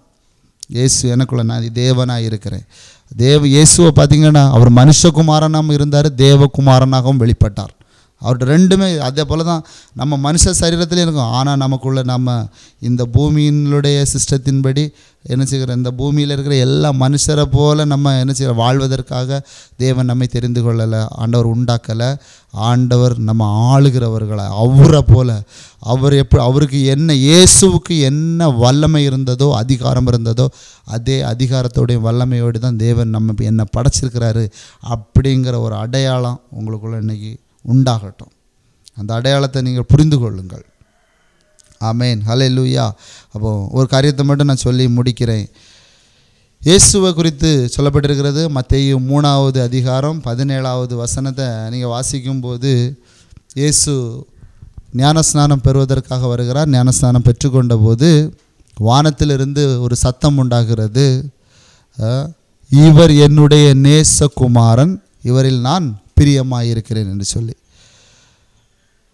இயேசு ஞானஸ்நானம் எடுத்த போதே பிதாவார் அங்கேருந்து ஒரு சத்தம் உண்டாகிறது, இவர் என்னுடைய நேசகுமாரன் என்று சொல்லி. ஆனால் இயேசு எல்லா ஜனங்களுடைய பாவங்களுக்காக சிலுவையில் அடிக்கப்பட்டு அந்த வேதனைகளை அனுபவித்து அவர் தொங்கி கொண்டிருக்கும் போது இந்த வார்த்தையை சொல்லியிருந்தால் அது கரெக்டாக இருந்திருக்கும். ஏன்னா இவர் என்னுடைய நேசகுமாரன், எல்லாருக்காகவும் இவர் மன்னிச்சிருக்கிறாரு, மரிச்சிருக்கிறாரு, எல்லாருக்கும் பாவங்களை சுமந்திருக்கிறாரு, வேதனைகளை சகித்து கொண்டார், இவர் என்னுடைய நேசகுமாரன் அப்படிங்கிற ஒரு வார்த்தையை சொல்லும்போது அது என்ன செய்ய கரெக்டானதாக இருந்திருக்கும். ஆனால் அப்போ சொல்லலை, அதற்கு முன்னதாகவே சொல்லுகிறாரு, இவர் என்னுடைய ஞானஸ்நானம் பெறும்போதே பெற்று கரையேறின உடனே அந்த வார்த்தை வருகிறது, இவர் என்னுடைய நேசகுமாரன். நல்லா புரிஞ்சுக்கங்க, இவர் என்னுடைய நேசகுமாரன் என்கிற அந்த சத்தம் இயேசுக்குள்ளே எப்போ உண்டாயிற்றோ அதுக்கப்புறம் தான் அவருக்கு ஊழியத்திலேயே பெரிய பெரிய மாற்றங்கள் நடக்க ஆரம்பித்தது. பெரிய பெரிய காரியங்களை நம்ம பார்க்க முடிகிறது. அவருக்குள்ள ஒரு இது இருந்தது, நான் அவருடைய நேசகுமாரன், நான் பிதாவினுடைய நேசகுமாரன், அவர் என் மேலே பிரியமாக இருக்கிறாரு, நான் அவருடைய நேசகுமாரன். இந்த அடையாளம் இயேசுக்குள்ளே எப்போ இருந்தது, நேசகுமார். அதான் சொல்கிறார், பிதாவே நீர் எனக்கு செவி கொடுக்கிறீர், நீங்கள் என்ன தனியாக இருக்க விட்டதே இல்லை அப்படின்னு எல்லாம் இயேசு ஒவ்வொரு இடத்துல சொல்கிறத நம்ம பார்க்குறோம். இதே போல தான் இதுதான் இயேசுவ சிலுவையில் என்ன செய்தது, எல்லாவற்றையும் சகிப்பதற்கு. ஏன்னா நான் அவருடைய நேசகுமாரன்.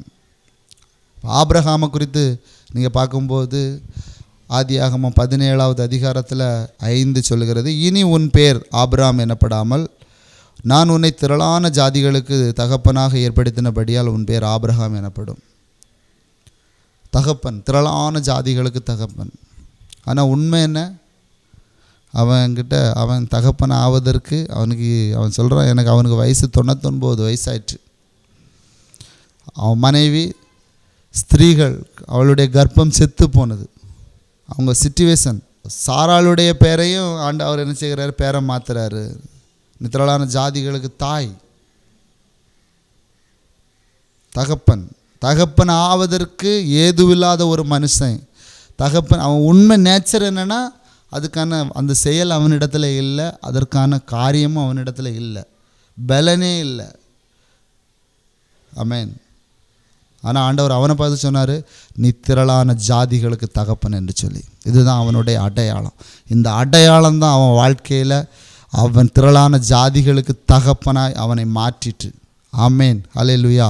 அதே போல தான் இன்னைக்கு உங்கள் வாழ்க்கையில் எதற்குமே சாத்தியமே இல்லை, ஒரு சாத்தியமும் இல்லைன்னு சொன்னால் கூட ஆண்டவருடைய வார்த்தையை பிடித்து கொள்ளுங்க. அவர் என்னை குறித்து என்ன சொல்லியிருக்கிறார் அப்படிங்கிற அந்த ஒரு வெளிச்சம், அந்த ஒரு வார்த்தையை பிடித்து கொண்டு அந்த வார்த்தையில் நீங்கள் ட்ராவல் பண்ணுவீங்கன்னா, அந்த வார்த்தையை உங்கள் அடையாளமாக நீங்கள் வைத்து நடப்பீங்கன்னா, அந்த வார்த்தை தான் இதுதான் நான் அப்படிங்கிறத குறித்து அந்த தியானிப்பீங்க. அது உங்களுடைய மெடிடேஷனாக இருக்கும்னு சொன்னால் நான் சொல்கிறேன், நிச்சயமாக அது வெளிப்பட்டு தான் ஆகும், அது வந்து தான் ஆகணும். ஆமென், ஹல்லேலூயா.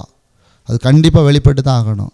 தகப்பனாவதற்கு அவனுக்கு பலன் இல்லை, அவன் மனைவியினுடைய கற்பம் செத்து போச்சு, அதற்கான வழியே இல்லாட்டா கூட தேவன் எப்படி தெரியுமா, ஆண்டவர் உங்களை பார்த்து நீதிமான் அப்படின்னு சொல்லிட்டாருன்னு சொன்னால் நீங்கள் நீதிமான் தான்.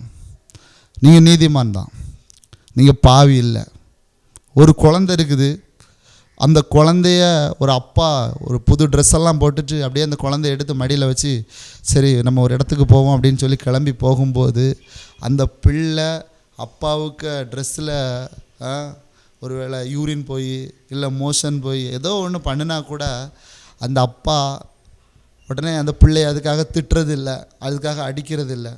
உடனே போய் என்ன செய்வாங்க அப்படின்னா அதை கழுகி அந்த பிள்ளைக்கு இன்னொரு ட்ரெஸ் எடுத்து போட்டு அவங்களும் ட்ரெஸ் மாற்றி கூட்டிகிட்டு போவாங்க. அது மறுபடியும் எத்தனை தடவை அது அப்படி செய்தால் கூட அவங்க இத்தனை தடவை நான் பண்ணிட்டேன், இதுக்கு அப்புறம் இனி பண்ண முடியாது அப்படின்லாம் பண்ண மாட்டாங்க. எத்தனை தடவை செய்தாலும் சரி தான். அதே போல் தான் தேவன் உங்களை குறித்து ஒரு காரியத்தை சொல்லிட்டாரு அப்படின்னா, நீ நீதிமான்னு சொல்லிட்டாருன்னா நீங்கள் நீதிமான் தான். நீ ராஜான்னு சொன்னால் நீ ராஜா தான். கணக்கு உங்கள் பழைய காரியங்களை அவர் கணக்கு வைக்கிற தேவனே கிடையாது. அவர் என்ன சொன்னாரோ அதுதான் உங்கள் வாழ்க்கையில் நடக்கும். அப்படியே அந்த அந்த குழந்தை மோஷன் போயிட்டு அப்படின்னு சொன்ன உடனே, இல்லை யூரின் போயிட்டுன்னு சொன்ன உடனே அப்படியே வச்சுட்டு மேலே வேறு ஒரு ட்ரெஸ்ஸை மாட்டி அப்படியே தூக்கிட்டு போகக்கூடிய தகப்பன், எந்த தகப்பன் அப்படி போக மாட்டாங்க. அந்த ட்ரெஸ்ஸை மாற்றுவாங்க. அதை போல் தான் ஆண்டவர் உங்களை மாற்றிட்டார். அவருடைய உங்கள் மேலே இருந்த நீங்கள் குற்றவாளி இல்லை, நீங்கள் பாவி இல்லை அப்படிங்கிறத மாற்றி நீதிமான்னு சொல்லிட்டார். அவர் என்ன சொன்னாரோ அது சொன்னபடி ஆகும். ஆமாம், அது சொன்னபடி ஆகும், அது சொன்னபடி ஆகும். அதுபோல் தான் ஆண்டவர் உங்களை பார்த்து என்ன சொல்கிறாரு, நீங்கள் நீதிமான்னு சொல்கிறாரு, உங்களை பார்த்து ராஜான்னு சொல்கிறாரு, உங்களை பார்த்து பிள்ளைன்னு சொல்கிறாரு, உங்களை பார்த்து ஐஸ்வர்யவான்னு சொல்கிறாரு, உங்களை பார்த்து சுகவான்னு சொல்கிறாரு. இதுதான் உங்கள் அடையாளம். நீ ஜெயம் கொள்ளுகிறவன், நீ ஜெயிக்க பிறந்தவன், நீ ஆள பிறந்தவன். இதுதான் உங்கள் அடையாளம். ஹல்லேலூயா, ஹல்லேலூயா. அப்படியே நம்ம கண்களை மூடி நம்ம ஜெபம் செய்வோம். Thank you Jesus. நல்ல பிதாவே, இந்த வேலைக்காக உமக்கு நன்றி செலுத்துகிறோம் ஆண்டவரே. இந்த வேளையிலும் கூட இந்த வார்த்தையின் மூலமாக எங்களோடு கூட பேசின வார்த்தை ஆண்டவரே கிருபைகளுக்காக உமக்கு நன்றி செலுத்துகிறோம். பரிசுத்த ஆவியானவர் ஆண்டவரே இந்த பிள்ளைகளோடு கூட நீர் இடைப்படுகிறதற்காக உமக்கு நன்றி செலுத்துகிறோம் ஆண்டவரே.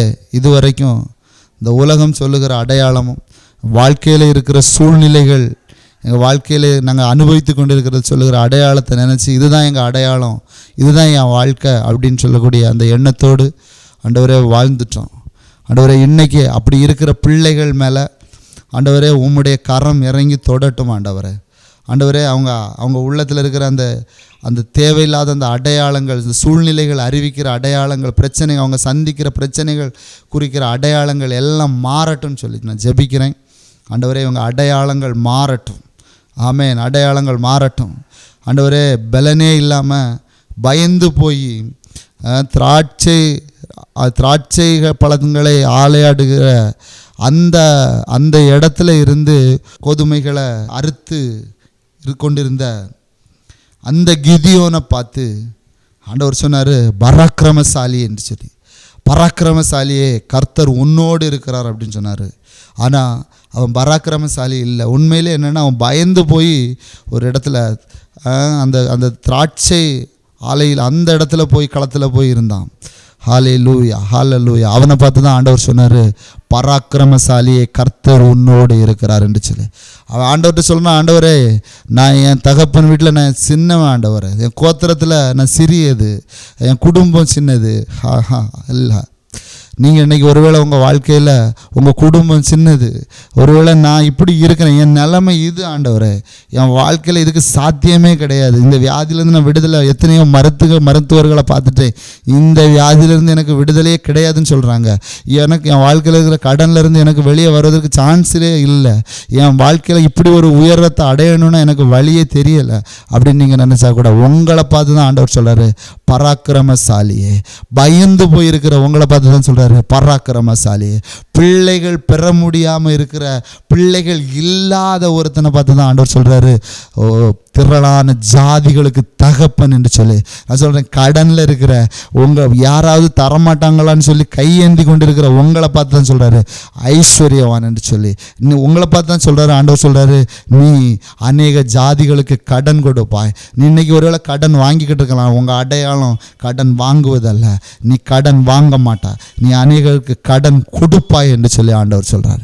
ஹல்லேலூயா. அப்படிப்பட்ட அடையாளங்கள் ஒவ்வொரு பிள்ளைகள் மேலும் உண்டாகட்டும்னு சொல்லி ஜெபிக்கிறேன் ஆண்டவரே. இதுக்கப்புறம் இந்த வார்த்தையை கேட்கிற ஆண்டவரே ஒவ்வொரு பிள்ளைகள் மேலும் ஆண்டவரே தேவன் அவர்களுக்கு வைத்திருக்கிற அந்த அடையாளங்கள் முற்றிலும் ஜெயம் கொள்ளுகிறவர்கள், நம்மில் அன்பு கூறுகிறவராலே கிறிஸ்துவின் மூலமாய் எல்லாவற்றிலும் ஜெயம் கொள்ளுகிறவர்களாய் கர்த்தர் இவர்கள் வாழ்க்கையை நீங்கள் ஆசீர்வதிக்கிறதற்காக நன்றி செலுத்துகிற ஆண்டவரே. தேவனால் பிறந்தது எல்லாம் உலகத்தை ஜெயிக்கும், நம்முடைய விசுவாசமே உலகத்தை ஜெயிக்கிற ஜெயம் என்று சொல்வது போல இந்த உலகத்தை ஆண்டவர் சொல்றாரு, உலகத்தில் உபத்திரவம் உண்டு, திடன் கொள்ளுங்கள், நான் உலகத்தை ஜெயிச்சேன். அவர் உலகத்தை ஜெயிச்சார்னா அவருடைய பிள்ளைகளாகிய நீங்கள் உலகத்தை ஜெயிப்பீர்கள். உங்கள் வாழ்க்கையை கர்த்தர் ஆசீர்வதிப்பார். நீங்கள் ஜெயமாய் மாறுவீர்கள். அது நீங்கள் ஜெயமாய் உங்கள் குடும்பத்திற்கும் சபைக்கும் நீங்கள் இருக்கிற இடத்திற்கும் இந்த உலகத்திற்கும் நீங்கள் ஒளியாகவும் வெளிச்சமாகவும் நீங்கள் இருப்பீர்கள். நீங்கள் இருளில் இருந்தீங்கன்னா அது இருள் உங்க இல்லை, நீங்கள் உலகத்துக்கு வெளிச்சம் என்று சொல்லி தேவன் சொல்லுகிறார். அப்படிப்பட்ட ஆசீர்வாதங்களால் கர்த்தர் உங்களை ஒரு ஆசீர்வதிப்பாராக. ஆமேன், ஆமேன், ஆமேன்.